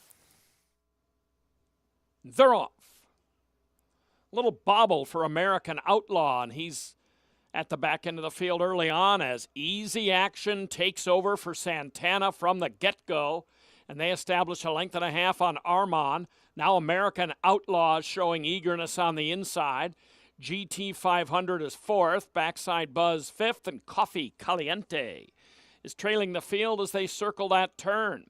Here comes Armand on the outside of Easy Action. He's going to take a semi-early shot at the heavy favorite. Easy Action a half length to Armand. GT500's trying to get into the mix from the outside. American Outlaws tucked in 4th. Then Coffee Caliente and Backside Buzz off the turn. And looming up on the outside, Armand. Armand may have stuck ahead in front, but Easy Action is responding on the inside, and these two drawing well clear. Easy Action put to the test. Armand to the outside still has a neck in front. Armand, Easy Action has been defeated. It's Armand taking it, going away. Over Easy Action, then 5 back to Backside Buzz, Coffee Caliente. Armin getting by the odds-on favorite. We don't see a lot of these horses to the outside be able to do that. In Hot Springs, this one was able to. Yeah, I mean, normally you feel like the outside horse is a real edge, and they look like they're close, but they're really up by a length or two. It doesn't seem to be the case at Oaklawn. As throughout the meet, you and I have both bet horses that moved outside. We thought we were winners, only to see the horse in the inside prevail. We talked a lot about Armin, and the fact that he had run well in his other races. It just didn't look quite as sexy as the 1. But you got 3-1 on a horse that was just the best horse today. No knock on Easy Action. He ran very well. Just lost to a better horse today. Bolt Doro, 3-year-old, won his debut. Next 3 starts, well, they put him in the Grade 3 Best Pals, start number 2 of his career. Then he went to the bench for a little while as well, came back going longer, back to sprinting, and back to the winner's circle here at 3-1. Peter Miller, Martin Garcia, Kaleem Shaw winning connections. And you beat odds-on favorites, multi-race wagers, and it starts to pay dividends.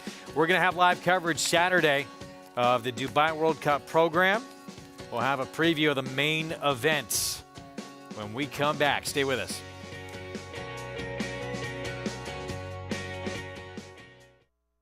Warfront. This son of Danzig ranks among the world's elite sires. Ranked #1 by percentage of stakes winners, graded stakes winners, and Grade 1 winners. No stallion has a better strike rate. Warfront is the sire of over 100 lifetime stakes winners, including some of the sport's most talented runners both at home and abroad. The leading turf sire of 2022 by stakes winners and stakes performers. Warfront, standing at Claiborne Farm. Now more than ever, it's time to get with the program. When shopping for your next race prospect, consider that New York Reds start with an advantage. Our New York Reds run for serious green. At Saratoga Race Meet, New York bred maidens run for up to $88,000. New York bred allowance horses run for up to $100,000. And New York bred owners can collect awards of up to $20,000 per horse per race. So get back with the program. Seriously.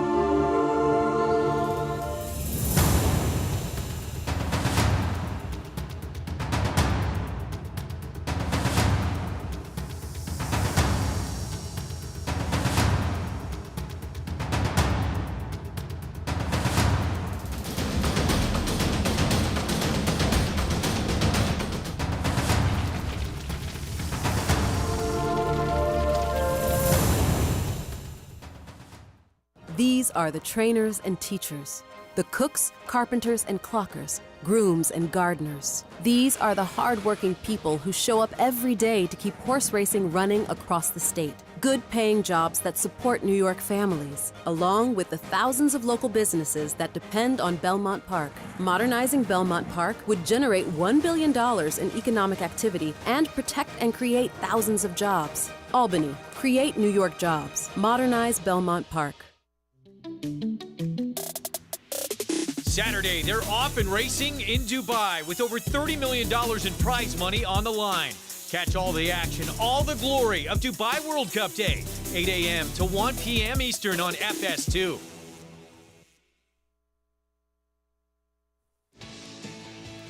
We're back on America's Day of the Races on our FS2 coverage. It's brought to you in parts where you can play it all. Go to NYRABets.com, bet any track, anywhere, anytime.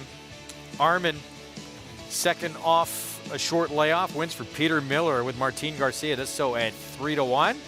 Pick up the first win since his debut back as a 2-year-old in June of last year. Let's go to Paul. Yeah, I'm with winning jockey here, Martin Garcia aboard Armin. And you know, you've been aboard this colt many times, Martin, and he broke sharp today.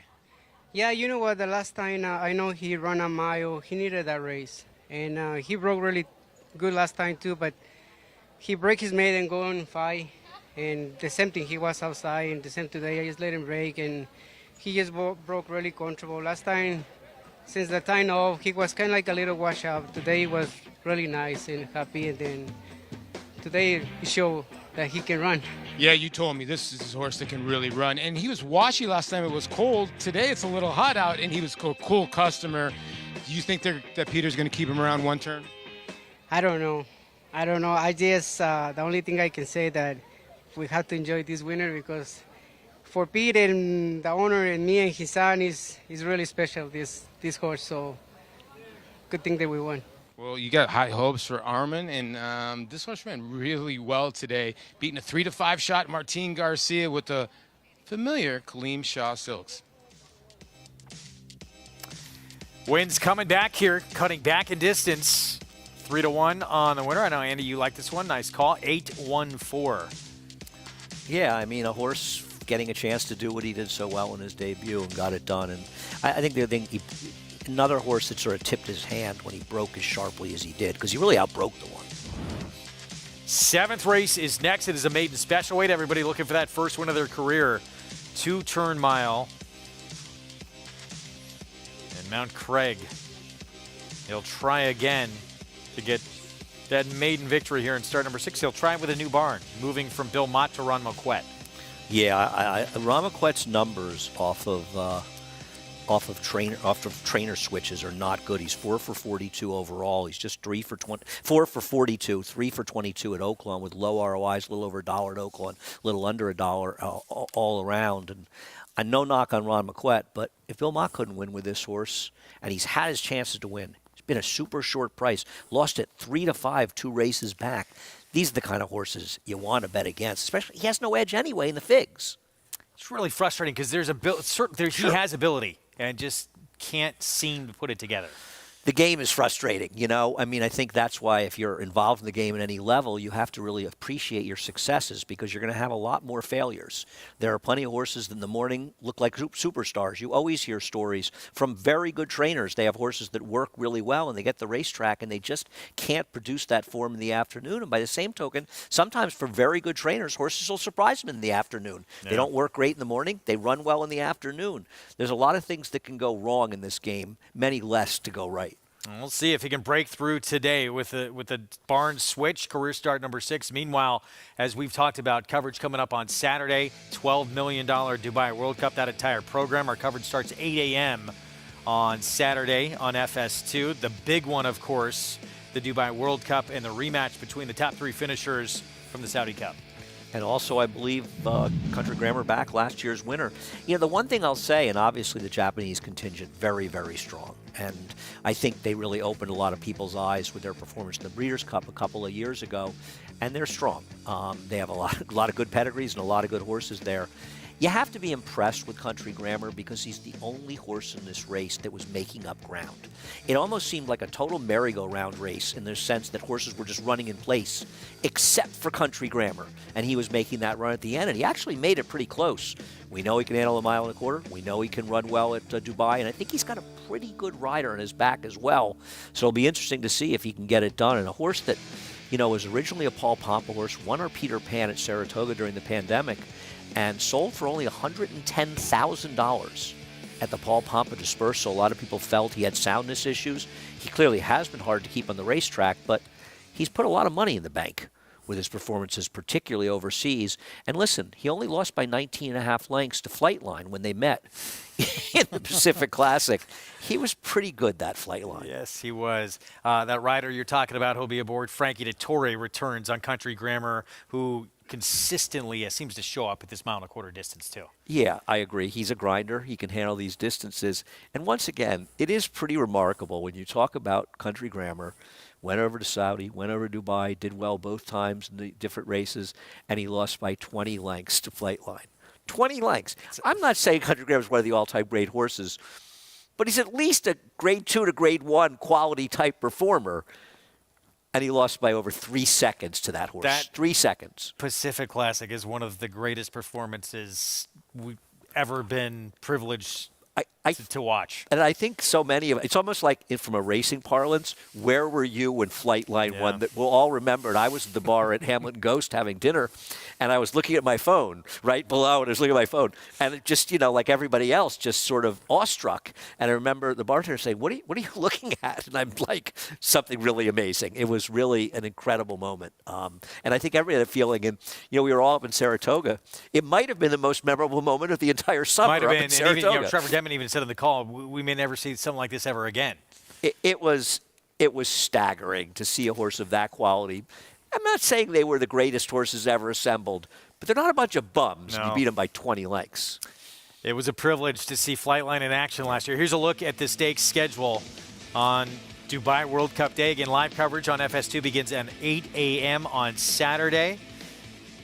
That Shima Classic, the Turf, Dubai Golden Shaheen, the Sprint, Godolphin Mile. It's an incredible lineup with some of the top horses all across the world converging in Dubai. We'll see if Japan can have another big international day. They've been so dominant internationally last couple of years. We're going to take a timeout when we return. The largest and oldest thoroughbred rescue in the country, promising a lifetime of sanctuary to every horse in their herd. The story of Thoroughbred Retirement Foundation when we come back.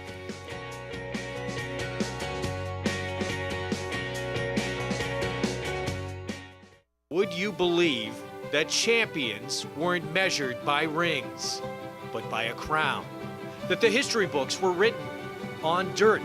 That the greatest of all time was a horse? He is moving like a tremendous machine. Experience the magic at this year's Belmont Stakes as we honor the 50th anniversary of Secretariat's legendary Triple Crown Triumph. Join the celebration at Belmont Park on Saturday, June 10th. Tickets on sale now at BelmontStakes.com.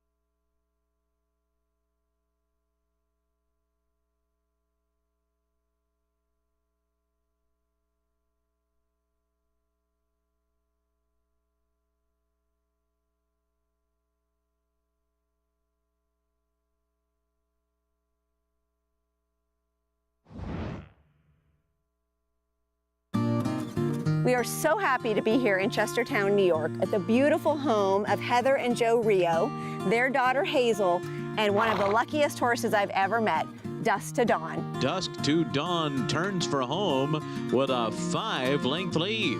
2018 was the first summer that we brought horses up to Saratoga. We called it our TRF Saratoga Summer Farm, and we brought 4 or 5 horses up from the Wallkill Correctional Facility.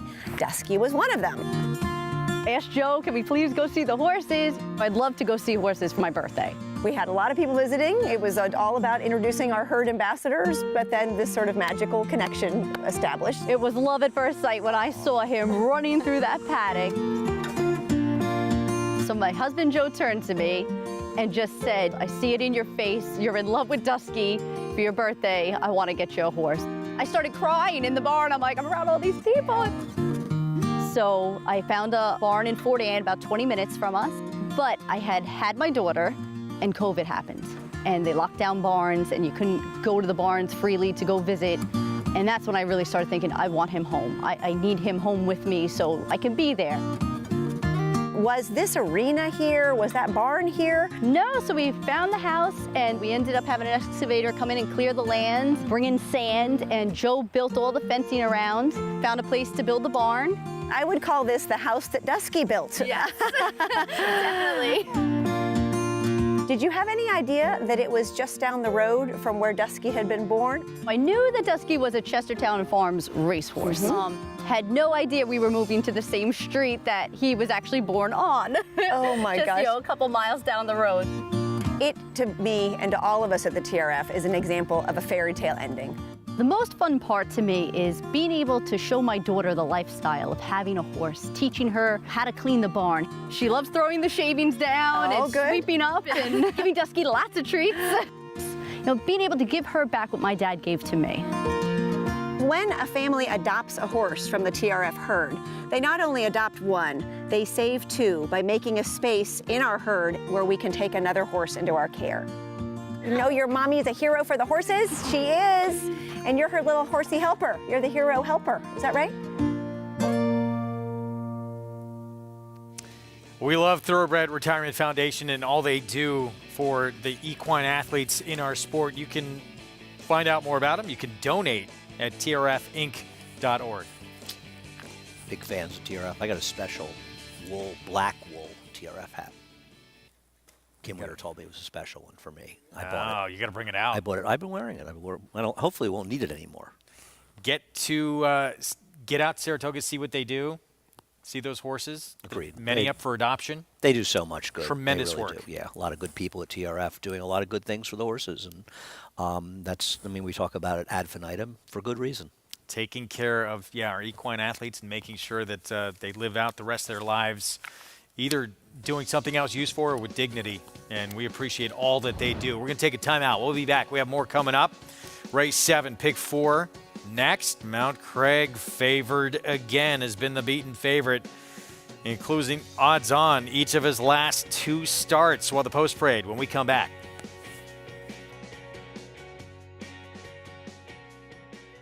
It's a domineering display by the ultra-talented McKenzie. McKenzie in a dominant performance. 300 won't do it. 300,000. 275 medium, 275,000. 75, but to get 75, 275,000. 250, I'm Ralph now, 250,000. Able to get $200,000.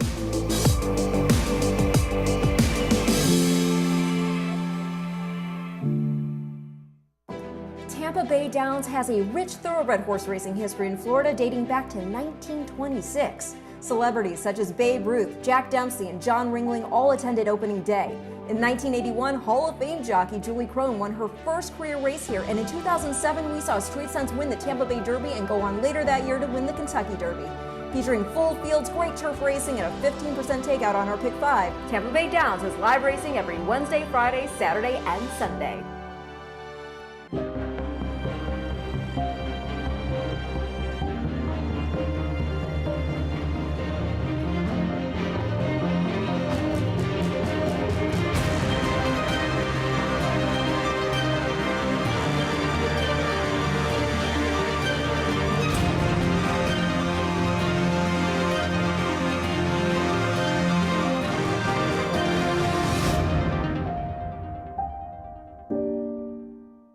Racetrack Television Network brings you every race, from every track, on every screen, every day.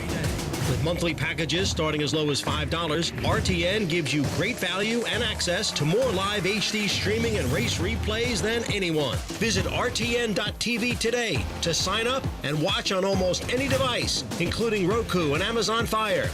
RTN has packages that start at $5 per month.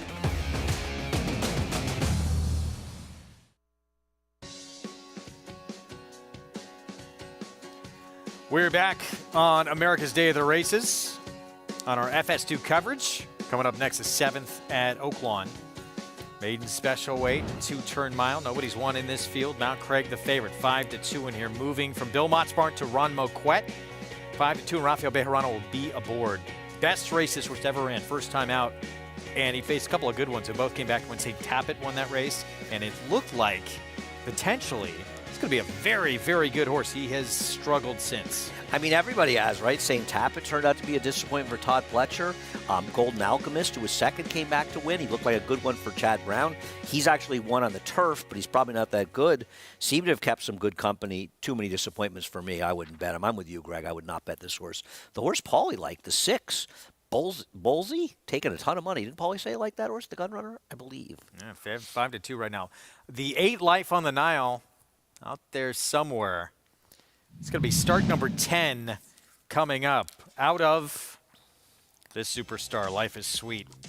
Breeders' Cup Ladies Classic winner for John Sheriffs. She won the ridiculously named Ladies Classic, fortunately considered the Distaff again, so we'll call it the Distaff, the same day that Zenyatta won the Breeders' Cup Classic on synthetic a couple years later. And she ran the shadow of Zenyatta, finishing close behind her. She got a 109 buyer, I want to say, this day. 107, I'm sorry.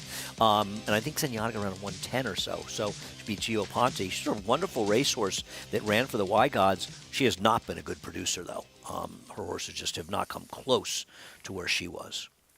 And her offspring here, Life on the Nile, 12-1 for Jerry Hollendorfer. Too big a price.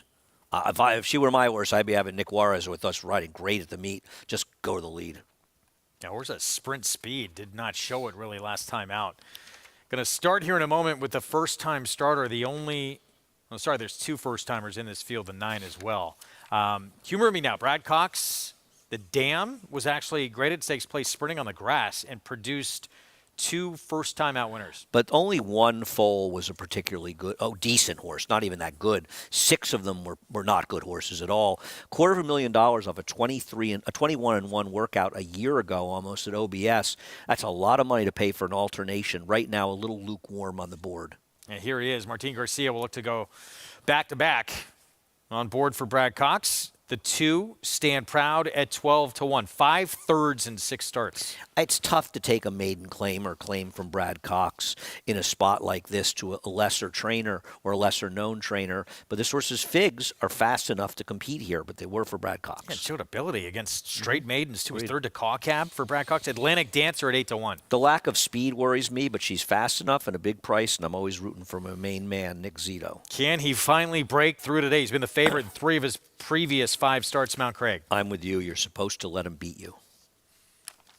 This, though, the 6, Bolsey, is your current favorite right now. This is just start number 3 for him. Well, I respect Paulie's opinion, so for that reason, I'd throw him in, but he's taking a ton of money. It looks like there's upside there, lightly raced. The 8 Life on the Nile is the one out of Life is Sweet. It's a ridiculous overlay at this price right now.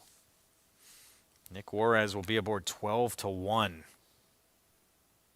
Black Powder is the other first-time starter. This one for Steve Asmussen. Yeah, first they're taking a little money right now. A gun runner break from the outside. Old-fashioned mare. You don't see a lot of old fashions. And on the stage, stablemate for Steve Asmussen as well with Isaac Castillo. Yeah, this one seems to be a little slower than these. The last race was in the slop, was an improvement second time out. 4 minutes away here for the 7th coming up. Paulie, what do you got for us?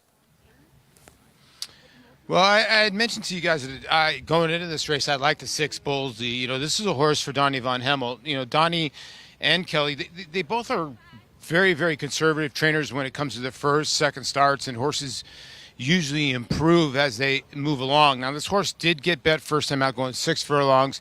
Didn't run much, but then last time out, it says tight start. It was a little bit of a bad start, but I thought the horse ran evenly around the racetrack. Now, second time around 2 turns. I think this horse is prime and ready to run a big race. Did I think this horse was going to be 5-2 and your favorite? No, not at all.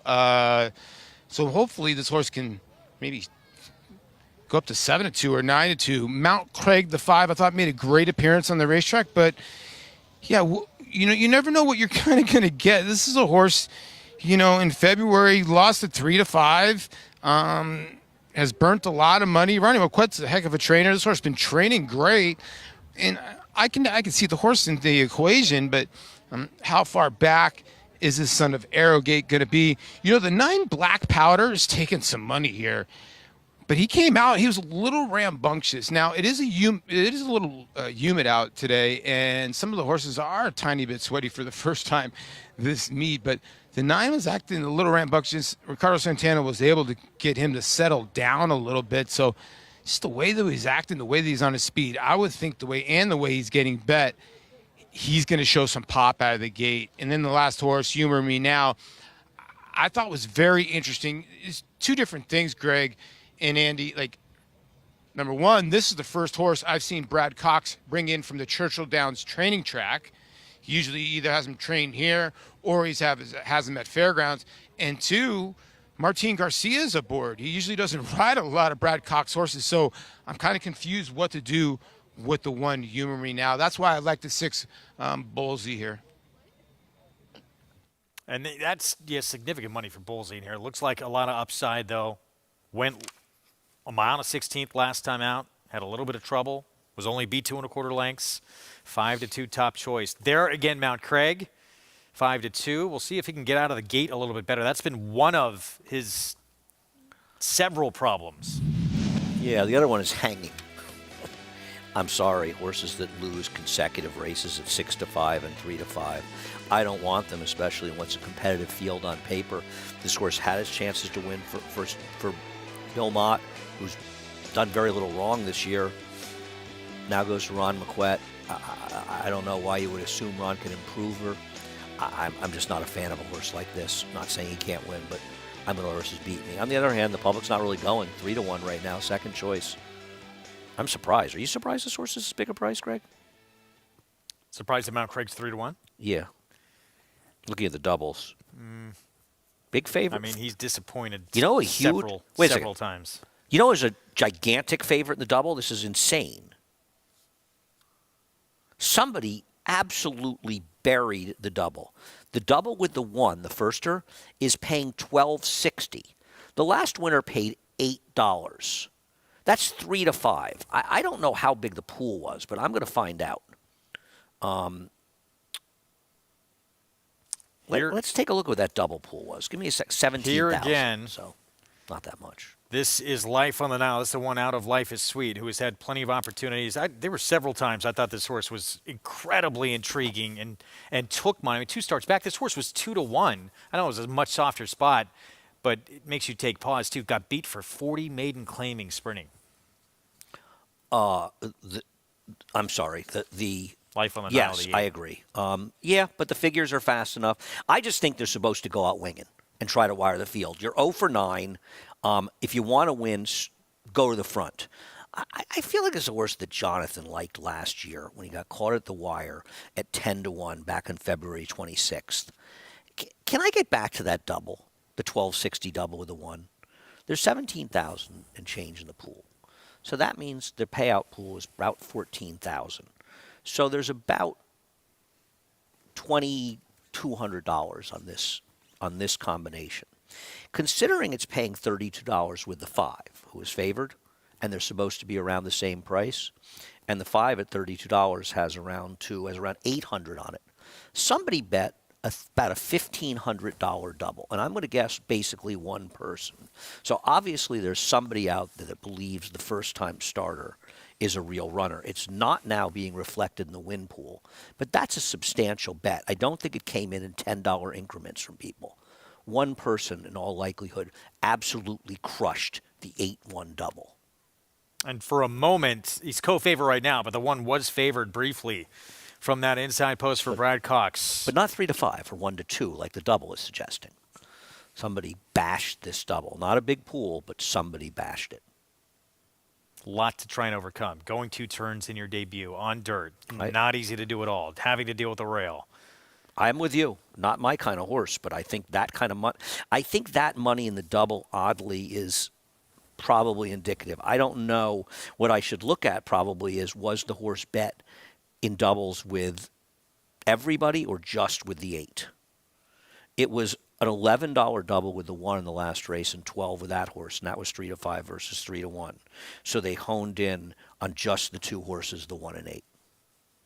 And was a significant favorite with the 1 in the last race as well. For what it's worth, just info. Now back to your regular scheduled event. I think it's interesting. No, it's always interesting to see where the money's winding up. We talk about that all the time, especially in maiden races. And with a first-time starter, I mean, obviously, Brad Cox is always going to take money, no matter what, no matter who he had, even the horse. Right. With a few exceptions here or there. Somebody, in all likelihood, one person or one group of people made a huge double play on this horse that isn't being reflected as much in the win pool. Come down a little bit. Favorite right now. But keep in mind, $8 winner, $12.60 double. That's under 3-5. That's a 1-2 shot, and that's sort of staggering. Is that the confidence they had in this horse? To me, it reflects that it does. And meanwhile, back to the 5. I had thought you saw 2 bullet works from Mount Craig prior to his last start, which who knows what was being asked in those works, but made you at least sort of think maybe he's over at least Breaking Bad. Wasn't a gate drill, though. Doesn't seem to have any speed, this horse. And just it's been a continual problem for him. See if he can overcome that. And then, 2, he just seems a little disinterested early.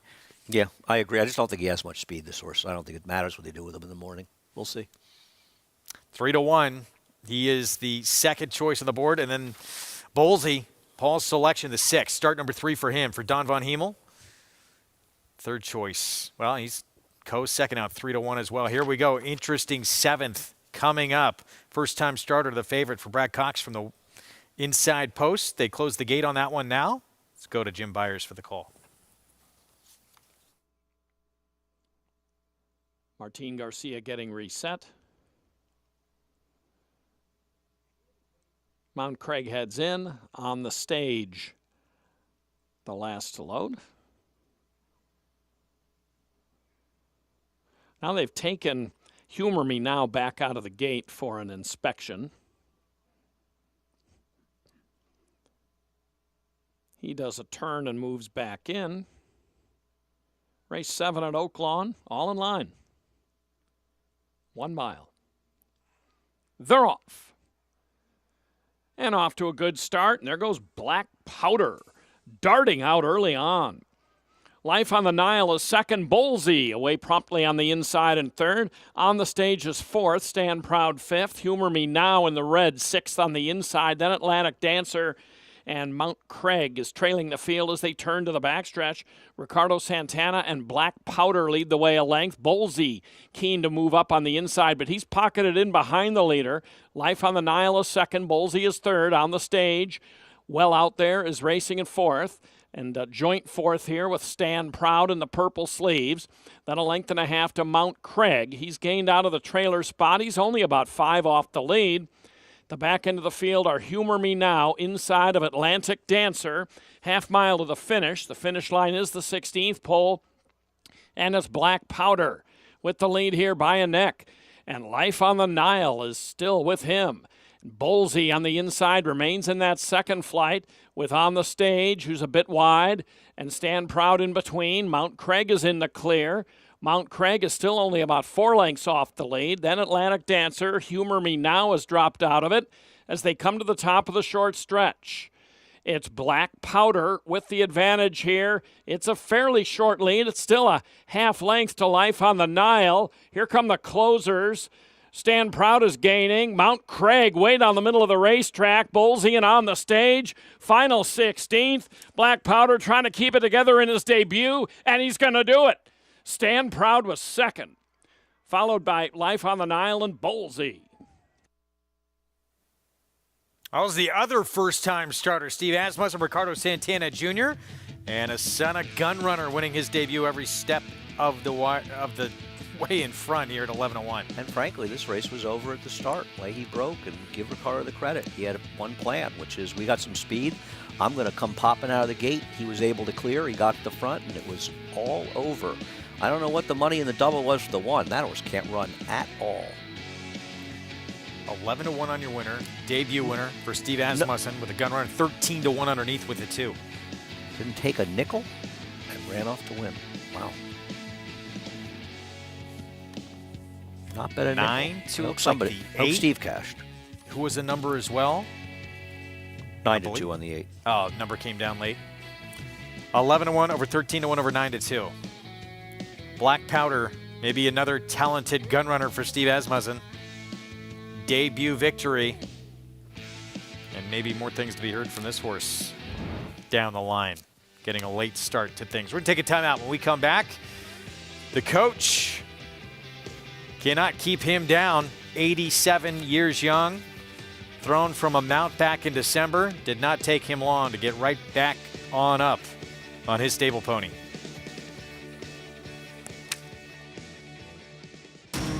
Every hair, every muscle, every contour, every pulse. In the Juvenile, in the Belmont,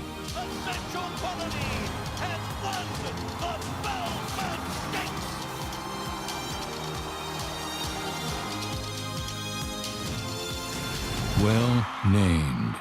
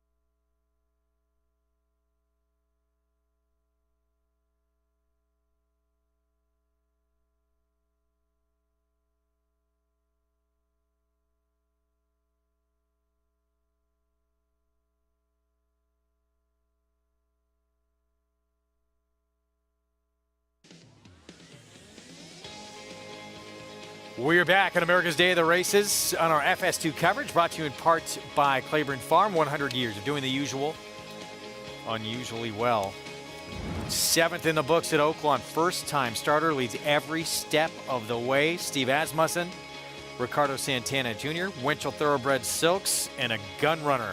How about that at 11:01? Let's go to Paul for more. Yeah, with winning rider here, Ricardo Santana aboard Black Powder. Man, this horse broke like a rocket for you, Ricardo. Well, I need to give you a lot of credit to Key Asmussen. He told me that he really liked the horse. He said, just be careful. Sometimes you go a little green, you low in him a little bit. And man, he broke when the gate opened. He broke really sharp. He was really comfortable in the lead. Turn for home, I know I have a lot of horse, but he started looking and everything. And I was kind of a little worried, but he kept going. Yeah, he was really nice. You're blowing really hard. It just shows you what kind of shape you're in. This is your 5th or 6th race in a row. Now you got to ride Tivy in the next race for Steve Aston. You got a good shot there, no? I really like the horse. You know, everything I ride for Steve is always horseman shot, and I really like the horse. We'll go get some water and go get some rest. Ricardo Santana gets the job done here pretty impressively. Anytime you win first time out, and this horse does it in a straight maiden race against much more experienced runners, does it on the front end, leads every step of the way. We'll see what he can do next time out. Maybe a 3-year-old to keep your eyes on. No, I agree. I mean, it's hard, so this is a field that's running numbers in the mid-70s, so probably got a number in the high 70s. First time out, clearing, has some speed. We'll see. I'm sure Steve will be taking it slow. Race 8 next. 5.5 furlong sprint. Allowance optional claiming field. Wild Mule taking money. Jerry Hollendorfer. And we got Dwayne Lucas going to send out Major Blue. 9-2 right now, coming off a gate-to-wire win to break his maiden, going a mile. 87 years young Dwayne Lucas still is as hands-on as can be with his stable. Back in December, though, he was thrown from his stable pony. For many, that would have led to time away, not to mention rethinking how you do things going forward. But not for Lucas, who refused to be set back. What happened was I'd gotten a new horse. Normally the horse that I ride out there every day is gray. I told the boys, saddle the gray horse. Well, they saddled the new one. So when I came out to get on, I said, whoop, we got the wrong horse. But I thought, thinking of John Wayne, I said, I'll ride this one. What happened is the horse I was leading jumped into him. He jumped forward and I had my spurs on, pretty lengthy spurs, and I caught him. The next jump was way up there. I caught him with my spurs again, and let the record show I rode him for 7 seconds. I didn't make the 8 seconds, but when I went off, I really went off. I landed, flipped over, came down on my back, and broke all the ribs in my back. And I said, I'll tell you what, I've been sitting in emergency out here for 4 hours, which is true. And I said, I see people sitting out here that have been there longer than me, so I'll tell you what I want to do. Don't fix a room for me. Go out there and find one of them that's really in trouble and needs a room and give them my room because I'm going home. I was on my good horse back in 3 days, but it hasn't been real smooth. They gave me some strong pills, obviously, to get through and get some rest. And I didn't feel good with them, so I quit them right away too. So now I'm cowboying up pretty much, just trying to get comfortable, but I was more comfortable on my horse. But I think you got to eliminate the old age. And by getting up in the morning, I get up at 3:30 every day. They're getting up at 3:30 a.m. and going, to the barn here and having a secret oath in front of me. We've got a beautiful set of yearlings coming. Being able to look forward to that and train these horses and so forth is something that I've made a career of, and it's my whole life. I don't want to change it. I think that if I were to quit and even back off, I think I would start to age. If I stay sharp enough so I can call the shots. I don't have to ride every day, but I feel more comfortable out there on the pony horse.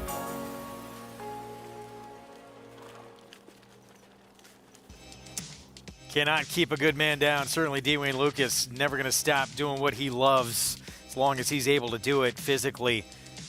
He's having a tremendous meet. 4th right now in the standings at Oaklawn, and in terms of earnings, third on that list, closing in on $2 million. Got Secret Oath, last year's Kentucky Oaks winner. Came back so impressively in her 4-year-old debut. And, of course, Last Samurai is probably going to be the favorite going to the Oaklawn Handicap. I mean, between the Razorback, the Essex, and the Azeri, he won almost $2 million worth of races right there. And those are two very nice horses he has, and we'll see what they do going forward as far as the Apple Blossom and the Oaklawn Handicap. Man who, of course, changed this sport as we know it. Yeah. So many good ones. Hard to pick out one, really. You did pick out one from D. Wayne to look at. Well, I mean, there were so many good horses over the years for Wayne that I was fond of. But Flanders, who unfortunately only ran the 4 times, was really incredible. And it's funny, I was going to say Serena Song because she was an incredible performer that won at such a high level against the boys. But then I thought, well, she didn't beat Flanders in one of the greatest Breeders' Cup races ever run. Fortunately, it was the last start for Flanders. She wanted to be a very good broodmare, including Surfside, who beat the boys in the Clark for Wayne Lucas, going forward for William T. Young as well, gutting it out down the inside. Broke her maiden first time out at Saratoga. Upset as the second choice to win the Spinaway her next start. I believe she won the Verzette by about 20 lengths in her next start. And then she came back and won that thrilling Breeders' Cup against Serena Song, who was a true great in this game. Flanders, you can't say she was great because she only ran the 4 times, but she had greatness about her, and I was a big fan of hers. But, of course, Wayne trained so many good horses over the years. Never got to see her past that 2-year-old campaign. Certainly a special one. D. Wayne, Paulie's provided a lot of great memories for a lot of people in this sport. How about for you? Wow, when this question was asked to me, I sort of like Andy, there's just so many different ways you can go. We forget about Winning Colors too, Serena's song. I mean, it just goes on and on. Cat Thief. You know, when I was 14 years old, it was like, I guess, the epicenter for me in horse racing, and I just fell in love with Lady Secret. I mean, her 1980, you know, that season, it was 86. You know, she won 10 of 15 races, all great, and 8 of them were grade 1s, straight grade 1s. And most of them were against the boys, you know, and she won Horse of the Year that year. I would put that year up against any other females, I would say, year. You know, the Precisionist got the best of her a couple times, but to win 25 times in 45 starts, she was the Iron Lady. She faced the boys multiple times. As D. Wayne Lucas always says, she never backed down. And, you know, when people refer to Rachel Alexander and Zenyatta and a lot of great mares and a lot of great fillies, yes, for a split second, maybe for a year, or in Rachel Alexander's 6 to 8 months, yeah, maybe they could touch, to me, a horse like Lady Secret. But over time, no comparison. He's had so many greats, so many huge, significant wins in this sport, and he's having, it really started last year, just a resurgence in this game. Yeah, I mean, I think with Will Take Charge was the one that sort of brought him back in the forefront, but, you know, his winning the Kentucky Oaks last year really brought him back. And the game is more fun when guys like Wayne Lucas, you say Nick Zito, was so much involved in the Triple Crown, has horses in those races. He's an entertaining guy as well as greatly successful. And, yeah, Lady Secret, she had an incredible campaign, which included a lot of races against the boys as well. I was saying before, her first big win, was in the Test, where she beat Mom's Command, who was coming off a win in the Triple Tiara, and then came back and won the Alabama. But Lady Secret upset her in that Test, and she was quite the horse. I agree with Paulie. Oh, again, we're going to see D. Wayne, see if his tremendous meet can continue. He's going to send out Major Blue in this Thursday feature. Coming up next, Major Blue, 6-1, but got to try and beat an even money favorite right now for Steve Asmussen. Major Blue coming off that Gates of Wire win last time out at a mile to break his maiden. We'll be back with the post spread for the Thursday feature at Oaklawn right after this on our FS2 coverage.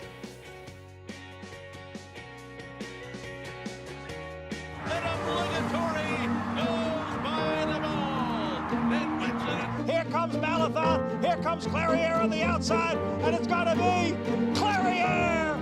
Nest, much the best. She won by better than 10 lengths. And Elite Power gets up to win the sprint outside. It's Malatha coming to the wire. Who's it going to be? Here's the wire.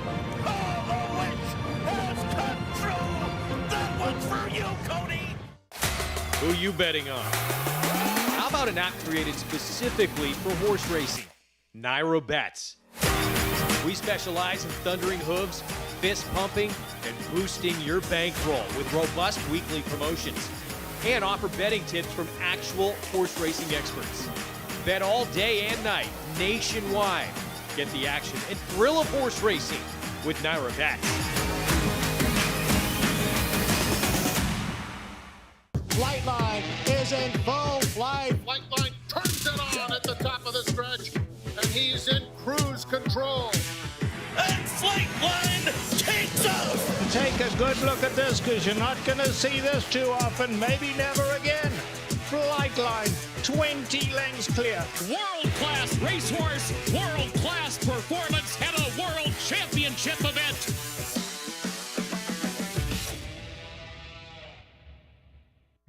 Blood Horse Plus, available through bloodhorse.com, provides exclusive, timely, and unmatched content to subscribers, including Fox Sports, Blood Horse branded weekly programs, a detailed stakes winners section, behind-the-scenes videos from Blood Horse staff, on-demand access to deeper horse statistics, and a $5 monthly credit to equineline.com. Upgrade to Blood Horse Plus today.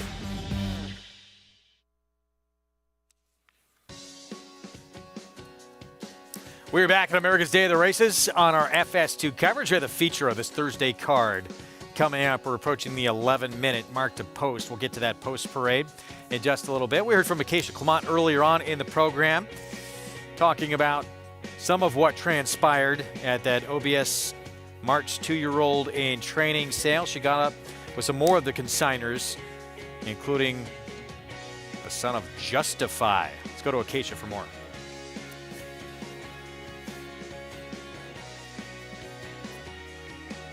Happy to be joined by Dean Dorenzo and Randy Hartley, as the Hartley Dorenzo consignment has been on fire during the March sale, particularly with the Justify Colt hip number 215 for $1.2 million. Dean, start with you. Tell me a little bit about this colt. He really was a head turner throughout the whole time.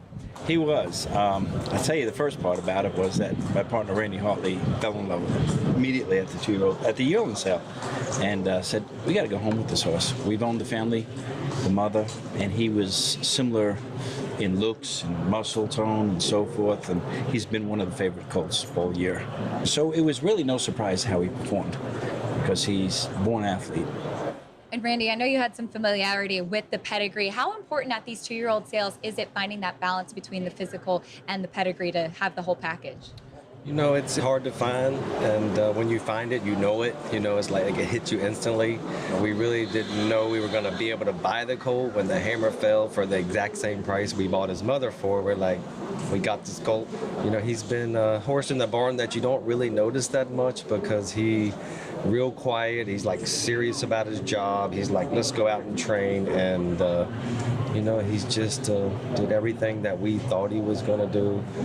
He's just a beautiful balanced colt. He just got all the right angles, and his walk is just so, you know how you can just hear it when they walk, you can just hear that rhythm. He's just a very, very special horse. And tell me about what types of horses fit into the March sale. Probably a lot of types of horses, but we only stay in the quality end of it, so we need to have confirmation. You know, they need to be real athletes for us, and they need to have pedigree.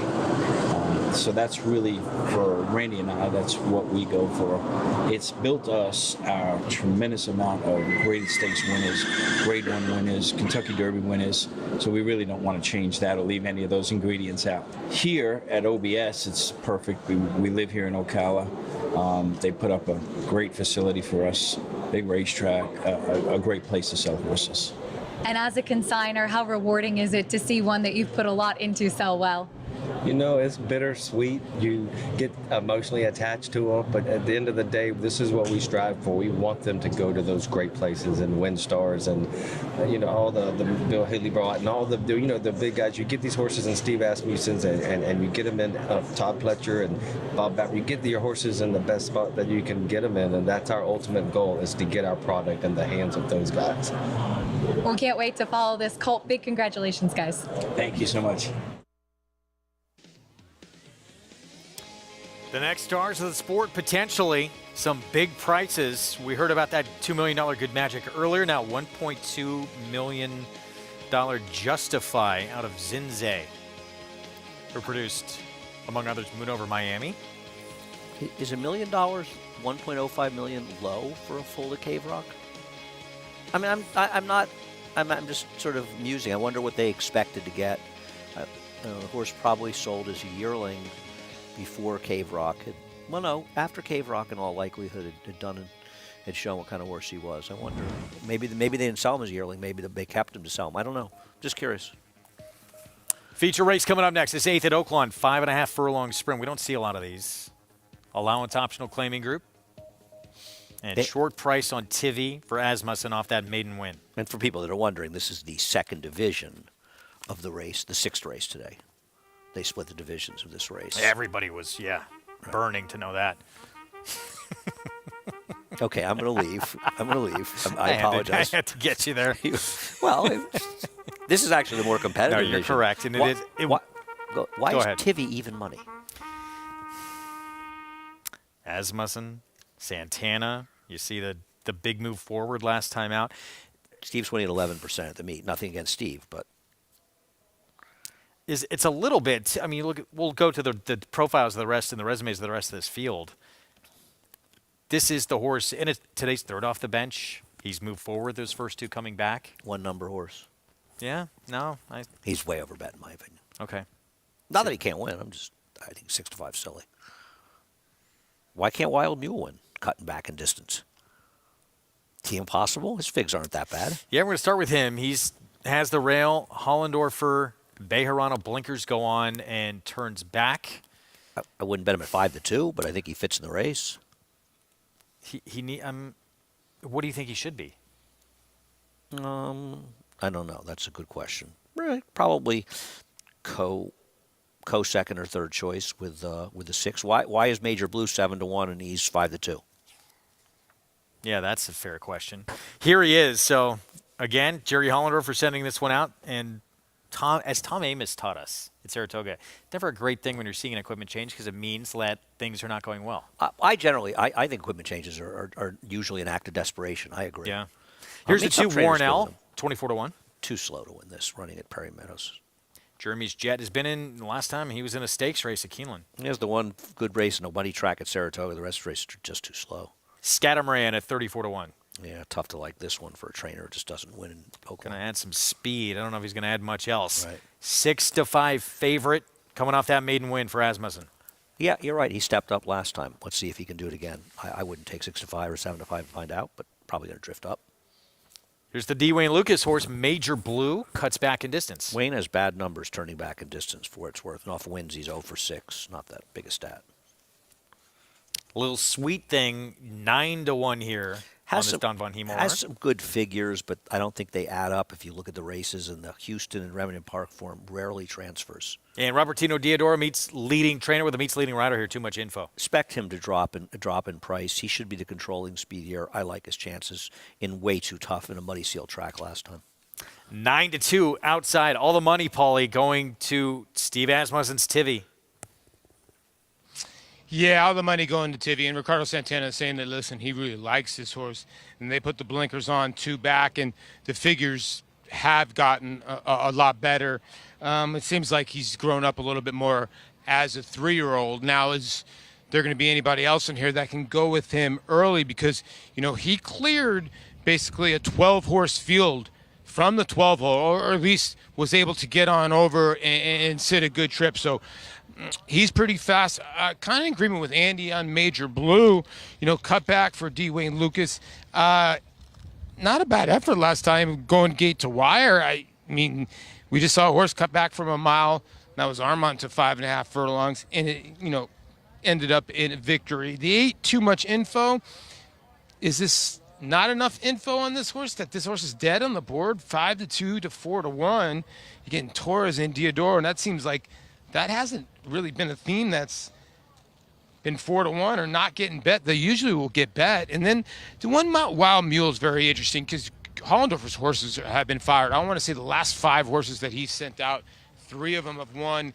And, this horse could sit the trip or go towards the lead. I thought just a very interesting runner was the one. So at 3-1, I take a tiny bit of a shot with the one horse a little bit. to win this race. Sorry, guys, my papers are all over the place. But I do think the 6 Major Blue for the coach at 7-1 is a ridiculous price. And by the way, I just caught up with a coach, and he was telling me, I said, you know what? We were doing a thing on air, some of your best horses, and he's like, oh, wow, you're killing me. I trained so many unbelievable horses. He goes, I will tell you one horse that was probably top 5 that a lot of people don't know about. Bubba Castillo had this horse and then went under the tutelage of D. Wayne Lucas. Horse named Dash for Cash. Dash for Cash, if a lot of people don't know, is basically the sires of all sires and basically started quarter horse racing. He would be the Sunday Silence compared to Japan, Northern Dancer, wherever you want to go. But he mentioned Dash for Cash of one of the best 5 horses he's ever trained. A quarter horse background, just like Baffert. I have no memory of that horse whatsoever. Here's the 6-5 favorite, Tivy. Take a look at that maiden win. It was back on March 4th. And sitting just off the early pace and then took over from this point. No, he was dominant, and I'm not gonna be shocked when he comes back and runs another good race. Maybe he's just a horse, as you say, is coming to hand for Steve. And you think about him, right? 4.5 and 5 furlongs. They bet a lot on him in his first race. He didn't get it done. He caught a muddy sealed track when he returned in February and put it together last time out. And I'm not going to be shocked at all when he runs another big race and wins today. Having said that, I'm not going to take 6-5 to find out. I'd like to see an aggressive ride from Torres on Too Much Info and see if he can try to wire this field. He's a funny horse, Too Much Info, on the outside, because they started him out on turf. You look at his pedigree. He's a McLean's Music, so that's more of a dirt influence. The dam side can go either way. It seems like turf and dirt is sort of equal. This horse ran a race loaded with speed last time. Tyler's Tribe was the speed. He was that undefeated Iowa horse that ran the Breeders' Cup. Obviously didn't do well, and he lost this race at a short price, but it was a very rapid pace dealing with a horse like that.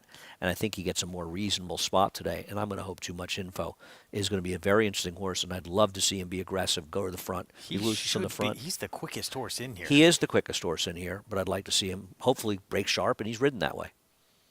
You know, the quickest horse, they don't always go to the lead these days in racing. They did one time, but I guess for some reason people decide that speed doesn't win in horse racing. Now, he's essentially dropping in class, too. He's even a stakes race last time out. But turf sprint speed, which he showed in that debut, is usually quicker than dirt sprint speed, so we know he has that. If he wants the lead, it should be his. There's no Tyler Tribe in here, and Tyler Tribe was that flash from Iowa. I don't think he's run since that race. I imagine they're probably waiting until things get going again at Prairie Meadows, where he's done so well in the past. So he's 4-1. We talked about D. Wayne Lucas's Major Blue. Interesting, but is there the potential he's just going to be too far back going 5.5 That furlongs? worries me a little bit, that it'll dull his speed a little bit. We'll see. We'll see if he can get into the race. We'll see how quick the pace really is. I guess some of it will depend if Scatamaran has really speed early, right? I don't think Tivy's going to be that far off of it. We'll see. I mean, you never know. The break obviously matters a great deal. Boy, they're betting Tivy, though, like it was just a fait accompli, huh? Even money. What price was he morning line? 9-5. Okay. Maybe he's just a horse that's coming into his own, and that's certainly a possibility. I wouldn't take even money in that proposition, but it's not unreasonable. Likely trip for him, sitting right off the 8 early? Well, I think you want to see the 8 go, but I think, assuming he's live, he's not going to be that far out of it. We'll see what plays out. The 1 continues to take some money in here. Wild Mule, he's getting a little bit of class relief, right? Running against horses like Disarm and Two Eagles River. And that's the race, by the way, where he finished 5th, that Arman finished 6th in.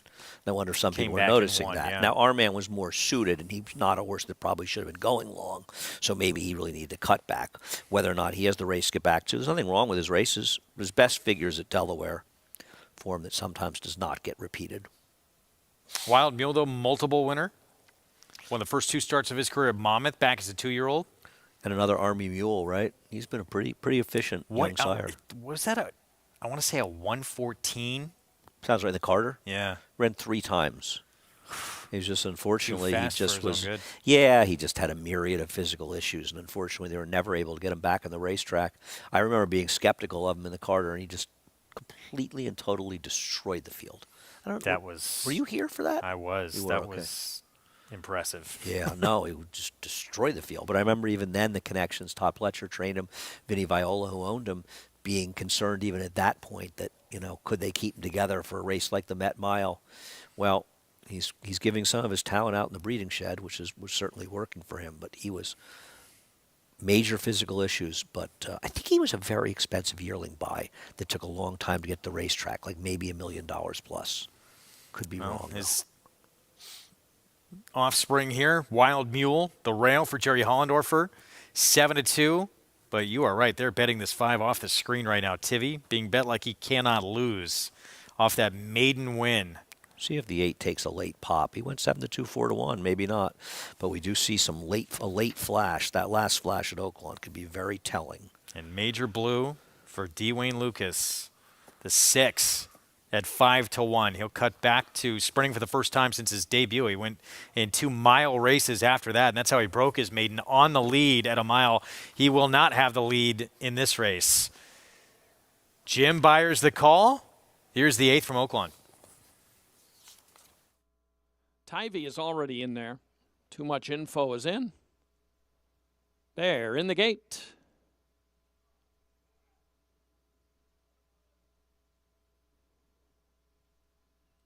And they're off. Tivy came out quickly. Major Blue, right to the outside, is now sticking ahead in front. Then Jeremy's Jet in the black cap and the green. And to the inside, Wild Mule is 4th. And then it's Too Much Info, the far outside. Scatamaran from between horses. Length and a half then to Warren L. And trailing the field is Lil Sweet Thing as they advance into the turn. Good battle up front here. Nose to nose, Major Blue on the outside and Tivy. Major Blue by ahead to Tivy. And Too Much Info is sitting just off of them. And racing in 3rd, while Wild Mule blinkers on, those white blinkers looking for some room, and Wild Mule is going to angle 3 wide. Jeremy's Jet has dropped back. Lil Sweet Thing outside of him. They straighten away. And here is Major Blue, but challenged by Wild Mule. Tivy has dropped back to 3rd on the inside. Too Much Info is flattened to 4th as Major Blue repels the challenge of Wild Mule. And a good effort here. Up on the Major Mule wins it up on the front end here. Over Wild Mule, and a good way back to a photo for show. Not so surprising that this horse won, but the way that he did it, I did not expect to see, obviously, this horse in front. I didn't think he'd be anywhere near the lead. With a couple of quicker horses, he goes gate to wire for D. Wayne Lucas. Yeah, not sure why they trained the speed out of Too Much Info, but they clearly had no interest in being forward with him. But it was Tivy and Major Blue that went. But that's one thing about Wayne Lucas. I remember years ago Todd Pletcher saying to me in a conversation about another horse, but saying Wayne Lucas made a lot of money sending speed horses to lead. And Wayne Lucas, unlike way too many trainers these days, continues to value speed, especially in dirt races. It's 5.5 furlongs. I know nobody's ever wired a field at 5.5 furlongs in the dirt. It's a little far. You want to do about 3 furlongs. But Wayne continues to win races because he understands how horses need to be ridden to be most effective. Winning colors, Oxbow. Just, it's keeping the game simple. You overcomplicate it by deciding that you know better. And I think Alan Jerkins once said, some comment about trying to change evolution. Dirt racing is dominated by forwardly placed horses. Trying to change that is frivolous and costs you wins. Bob Baffert, he's not afraid to go to lead. No one knows it better. He wired the Travers with West Coast. I don't think he's ever been thought of as a speed horse. And even Arrogate, who wired the Travers, was on the pace the whole way. His other races were from behind. These trainers that understand the value of speed in dirt racing, it's such an edge, and it's not that complicated. Major Blue back-to-back wins at a mile, cuts back to the 5.5 furlongs. I don't think you're going to see that a whole lot. On the lead. Yep. No. A relatively slow mile, maiden win, cutting back to 5.5 and on the lead, going back-to-back in the winner's circle. And he buried Tivy, who got a bad 4th in here. Look who's back.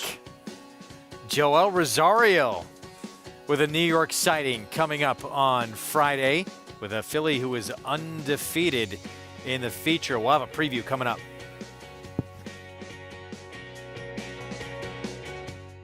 Eclipse Champion Blaine, a proven sire with over 15% lifetime stakes horses. His recent top runners include graded stakes winner and Kentucky Derby hopeful Litigate. Litigate going to go on to win it here. As well as Kentucky Oaks hopeful Wet Paint. Also an emerging broodmare sire, his stakes-producing daughters include the dam of Eclipse Champion and Kentucky Derby favorite Forte. Forte to win the Breeders' Cup Juvenile. Blaine, standing at Claiborne Farm.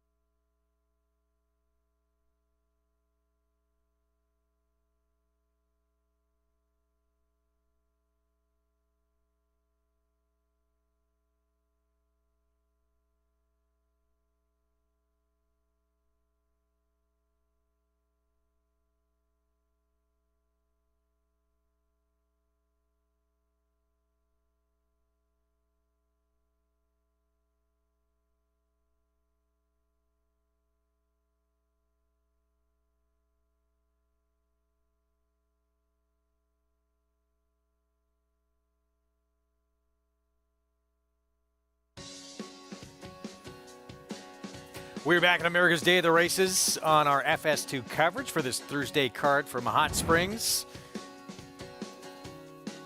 Major Blue cutting back in distance for Dwayne Lucas. Back-to-back wins now. Our winner circle lead in brought to you by Fasig-Tipton Digital, North America's #1 digital auction platform for thoroughbreds. Fasig-Tipton Digital, the newest from the oldest. Learn more at digital.fasig-tipton.com. Give another one to the coach. It's been a tremendous meet, and it continues. Let's go to Paul for more. Yes, I am with Dwayne Lucas. And you know what? Sometimes you have the greats, Tom Brady, all these others. They always think 3 steps ahead. And you were just telling me, I got already a plan for this horse. Well, I'm looking down the line a little bit. I think he's really getting good, Luke. I think he's found in himself a little bit. I was surprised he showed the speed he did today, but we'll be able to channel that a little bit because he's got a good mind. When a horse comes out of a mile like that and goes to 5.5 furlongs, Wayne, what do you do with the horse? What I'm trying to do is give him some seasoning. I thought he would catch a little sand in his face, and he didn't have that happen. But I was trying to give him some seasoning, get him a little further down the base path on the, on that effect. And I'm looking towards a stake in a couple of weeks now, and we'll drop him into one of those. Well, on our show today, we were asking some of our favorite horses that you had trained, and Andy Serling loved Flanders. Can you give us a little bit of information about Flanders? Well, Flanders was a special horse because she was with Overbrook and Bill Young and the whole, family, and out of a mare that I trained also, and she just kept winning and winning and winning. And of course, her Breeders' Cup with Serena Song is one of the greatest races. They hooked up at the 5/8 pole. They were about 6 inches apart, and they ran 5/8 of a mile, and you couldn't separate them. Unbelievable. And then my favorite, talk about the Iron Lady, Lady Secret. Well, that's when anytime you win 11 grade ones, you're getting something done. Little scrawny thing. I was disappointed when I saw her as a foal. I bred her. And I thought, Mom, what are we going to do with this one? Well, she showed me what we could do with that one. She did it all. That's pretty cool. The smaller, the mightier. But the legend, Dwayne Lucas, gets the job done. And he's got a plan. He says he's going to drop this horse maybe in a stakes in a couple weeks. Yeah, I'm going to look at the Lexington. I'm going to look at the stake, the undercard stake here. And I think he's getting good enough that he's earned his way to maybe try it a little higher up the ladder. No time for the weary, right, Dwayne? No, I'm going to lead him right over here. Dwayne Lucas.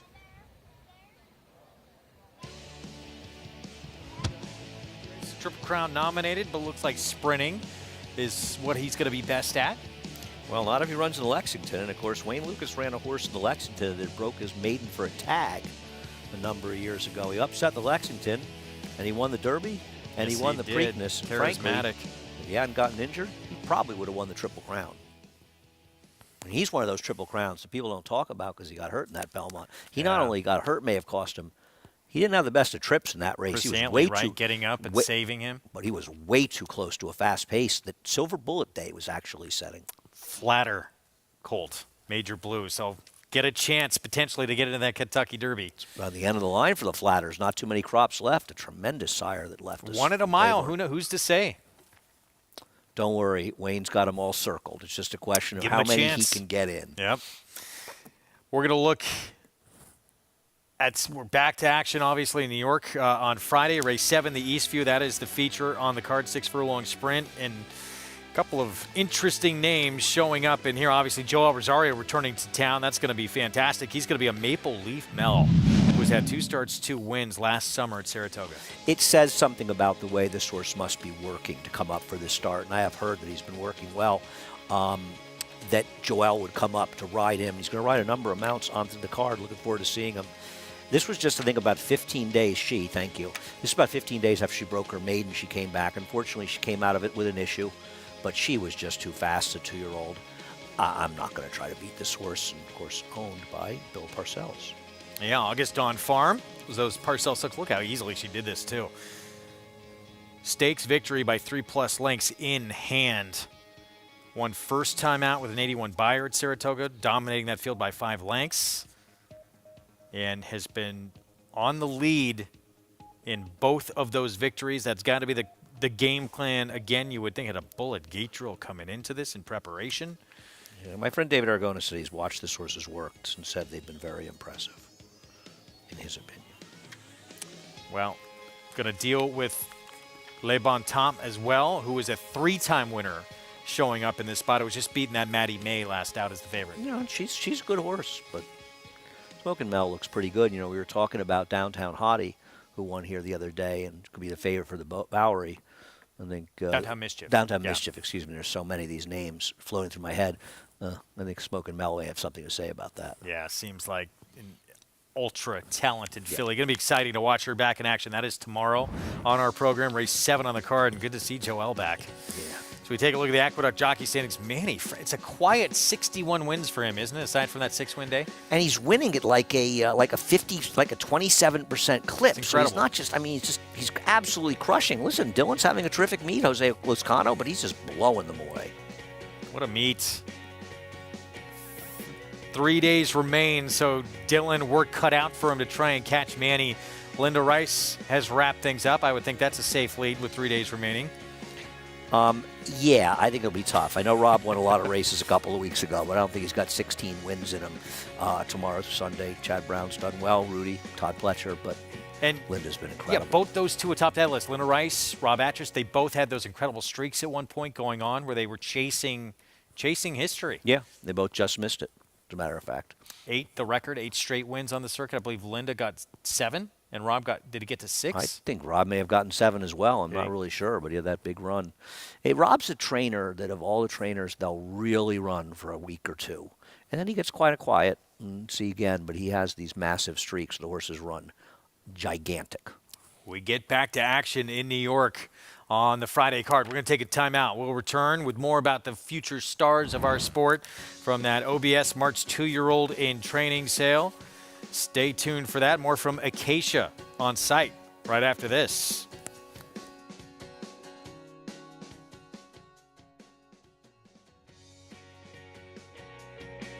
War Dancer. The momentum continues with recent stakes winners on turf and dirt. Dancing Buck going wire to wire in the Grade 3 Belmont Turf. Dancing Buck has opened up on the field. It is Dancing Buck by a half dozen lengths. And 2-year-old filly War Saichi with a wire-to-wire win in the Ladyfinger Stakes. War Saichi asserted her authority immediately out of the starting gate, and she has not relinquished the lead. War Dancer, the #1 third crop turf sire in North America. Proud to stand in New York. The Kentucky Derby Bankroll Builder is back at NYRA Bets. Bet a $50 win bet on a selected Derby prep and get $20 for your Derby Bankroll, win or lose. Opt in each week to play at NYRABets.com.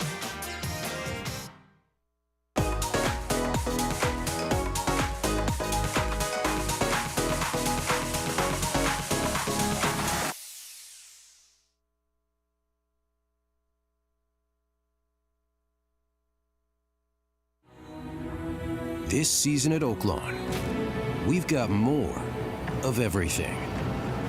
More of the top thoroughbreds in the world. More days of live racing. And the largest purses in our history.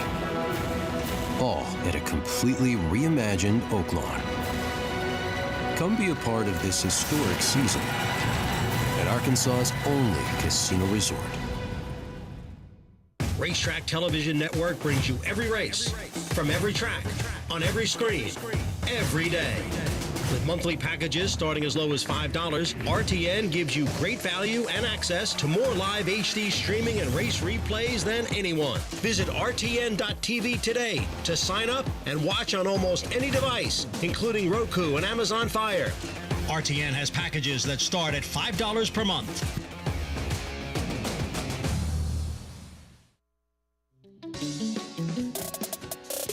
Saturday, they're off and racing in Dubai with over $30 million in prize money on the line. Catch all the action, all the glory of Dubai World Cup Day, 8 a.m. to 1 p.m. Eastern on FS2.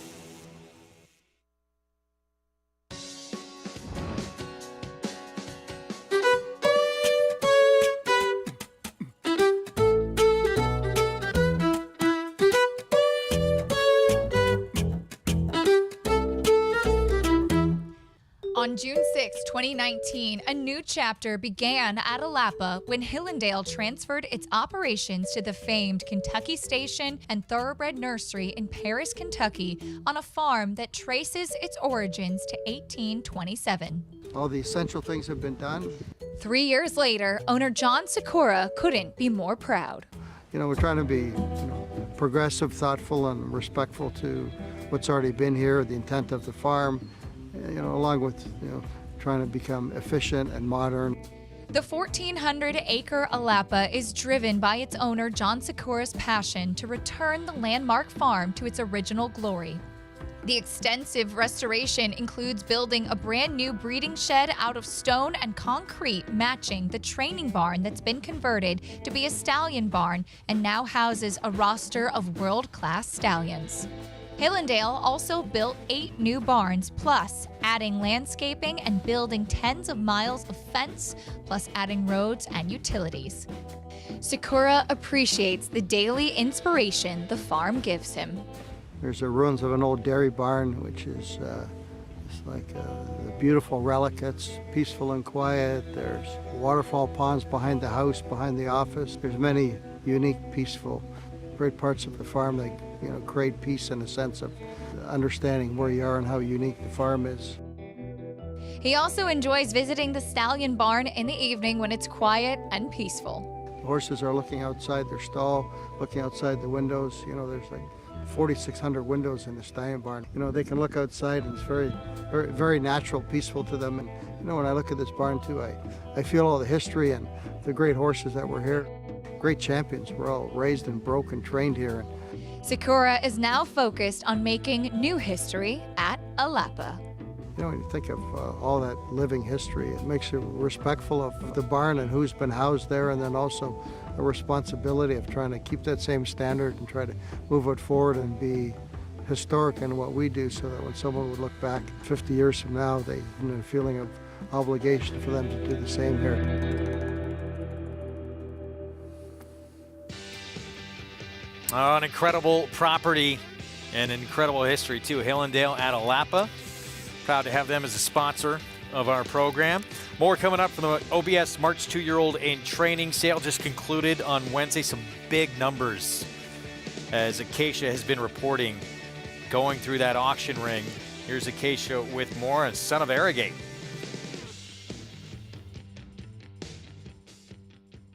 So happy to be joined by consignor Tom McCrocklin. As we saw, hip number 489, the Arrogate colt sell for $1,050,000. And Tom, congratulations. A beautifully put together colt. Can you tell me a little bit about him coming into this sale, as I know there were some high expectations? Thank you very much. There were very high expectations.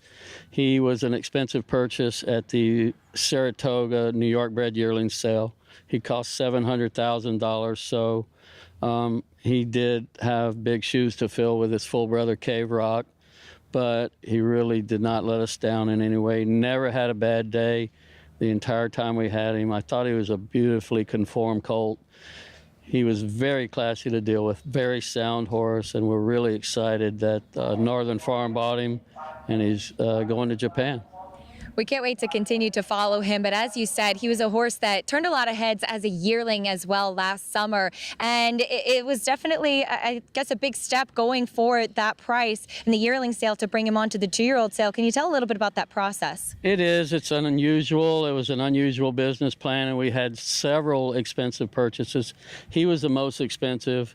We valued him at a price a little bit less than that going in, but when we bought him, Cave Rock had only broken his maiden first time out at Del Mar. So we took a chance that he would wind up being the horse that he is. He was obviously the beaten favorite in the Breeders' Cup Juvenile, but he's still a Grade 1 winner. He's a really talented horse and probably a future stallion. So as it turned out, we did make a good decision, and the horse fulfilled his expectations. And from a strictly business standpoint, we made money on the process, but we're more excited about the horse, how he turned out, and where he's going. Beyond that pedigree, as you mentioned, what do you think some of the things that made him stand out at this 2-year-old sale were? Well, obviously his pedigree comes first, and the fact that he's in the last crop of the Arrogates to go through auction. He's a beautiful physical horse. He was extremely healthy here on sale day. Very good vet work, good scope. He was analyzed by a lot of veterinarians and jumped through all those hoops. He looked like a classic 2-turn 3-year-old, so I feel like he did his job. A lot of intrigue with that horse, full brother to Cave Rock. I know you'll be following his career in Japan, Greg. You'll be getting those updates, waking up in the middle of the night, getting the kids up to see the full to Cave Rock run in Japan. Look, they've been dominating on the international stage. Maybe we will see him. Who knows? He could run in Dubai sometime. Yeah. I hear you're going to be big on the Dubai show on Saturday. Yeah, I'm going to be there for our entire coverage again, which begins at 8 a.m. Thank you for that. The reminder on FS2. Take a look at some of these horses from Game of Silks that were sold during this sale. Mega, nice, the 170 sold. Of course, our producer, Bobby Clapp, told me that I had the big sale, and then I find out that it's $27,000, but it's okay. Purchase price does not equate to what's to come. Seattle Slew cost $17,000. Extra heat, $5,000. There you go. No, I agree. I'm looking forward to these horses running, obviously the ones that we all have, and the whole group. I think we're all going to be rooting for each other to do well in this game, but also other people getting involved. I think Games of Silk is a very, very clever idea. Because you do really participate. You get 1% of the earnings. You can participate if horses become stallions. And I just think it's a lot of fun. I'm excited about it and looking forward to them getting started. It won't be till Saratoga and Del Mar that you'll see a lot more of them run. But you could be part of that, too. Get signed up with Game of Silks and be a horse owner in the virtual world, but see your horses really run out on the track. It's a great concept.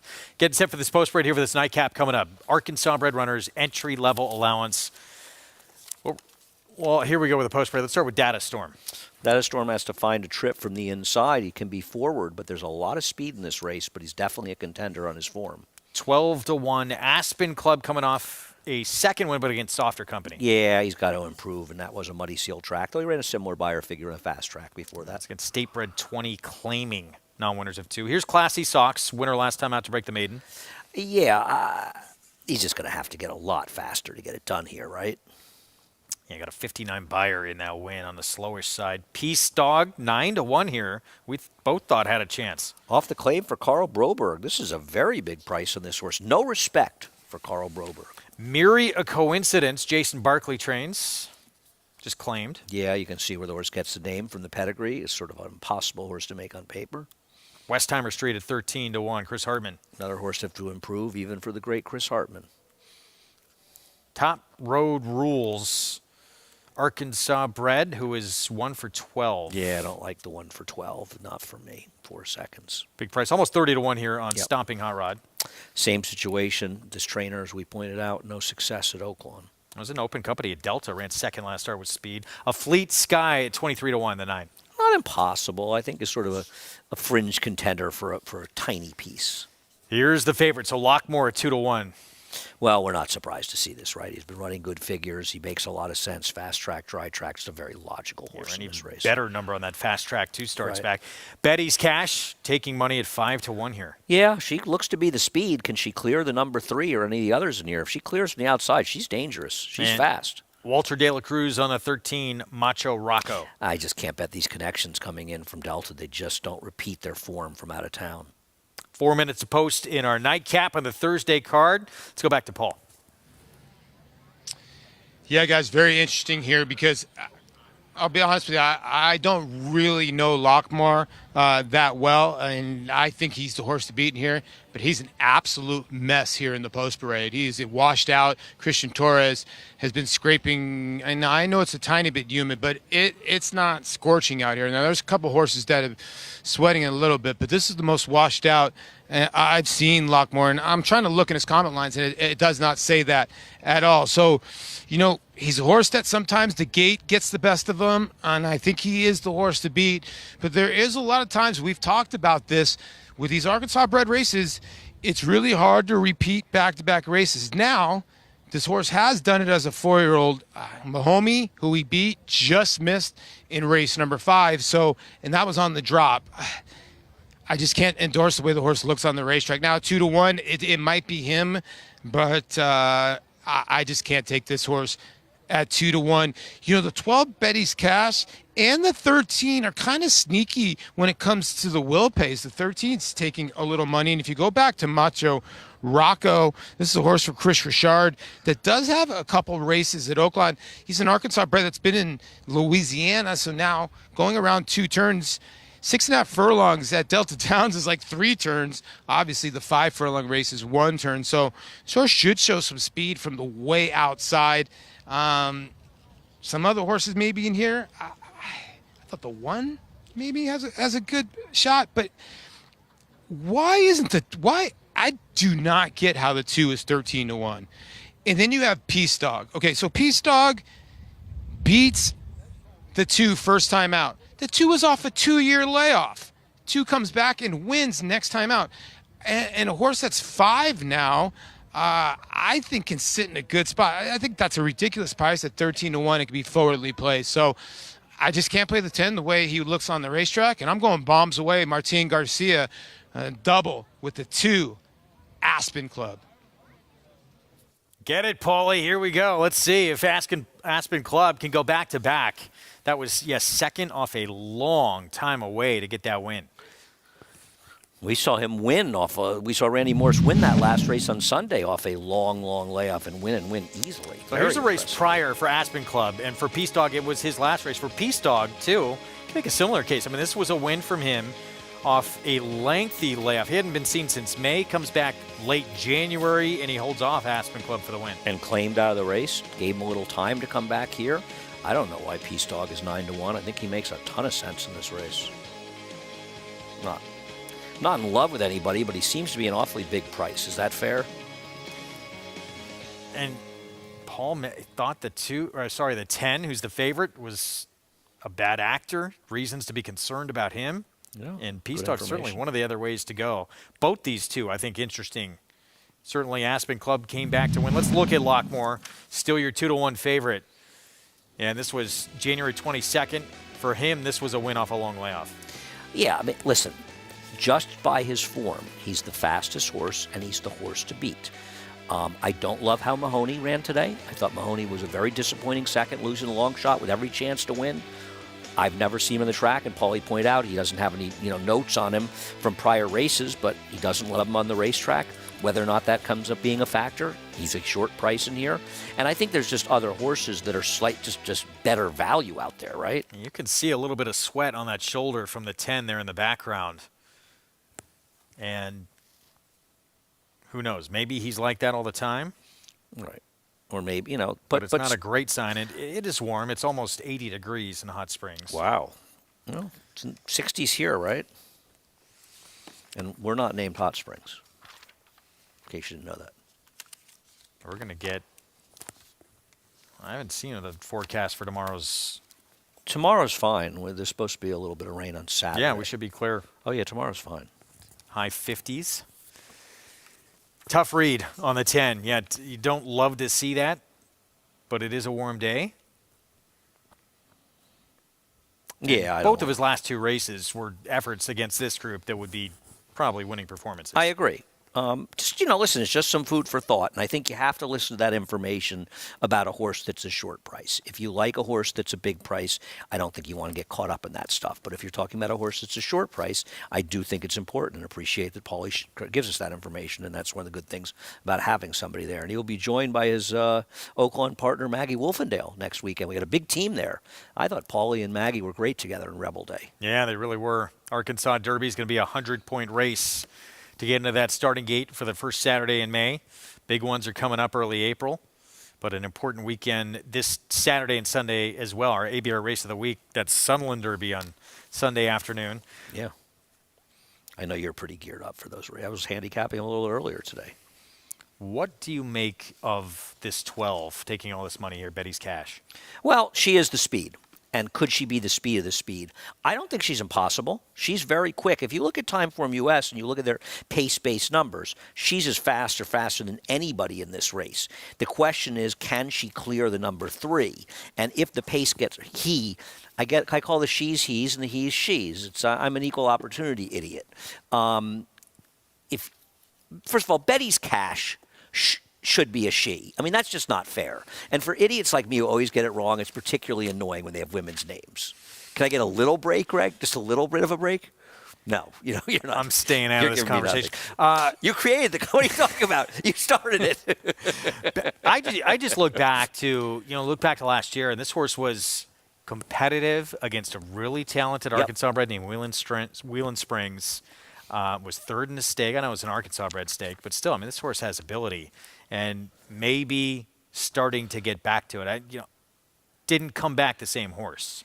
If this pace is this horse makes the lead and the pace is not competitive, I actually think this is the horse to beat. How's that?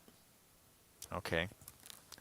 When you look through the rest of this field, there's a Data Storm can show speed, but this is the fastest horse. The question is, does the 3 Classy Sox really send? Based on the pace figures from Timeform US, the 3 is the second fastest pace, and they're saying the pace should heat up. But just because that's what it says on paper, doesn't mean it's going to happen on the racetrack, right? Another look at the 12 and those green silks that just went by.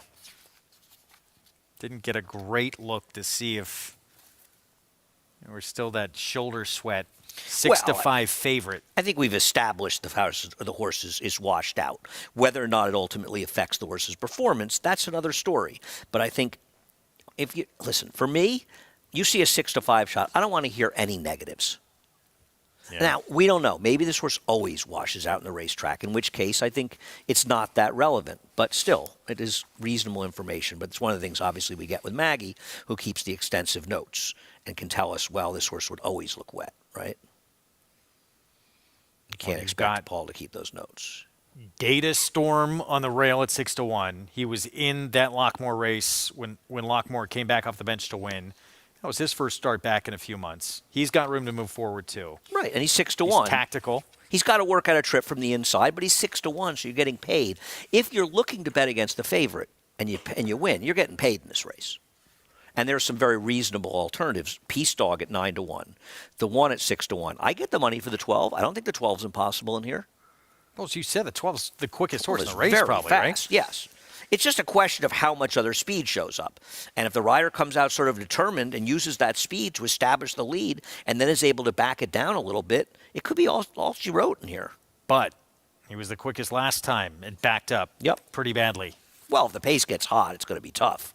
It's just a question how fast they end up going in these races, right?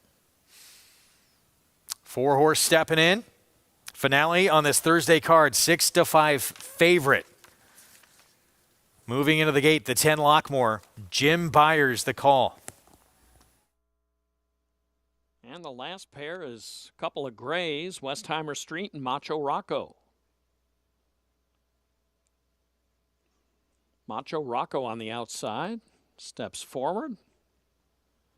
12 of them, all in line.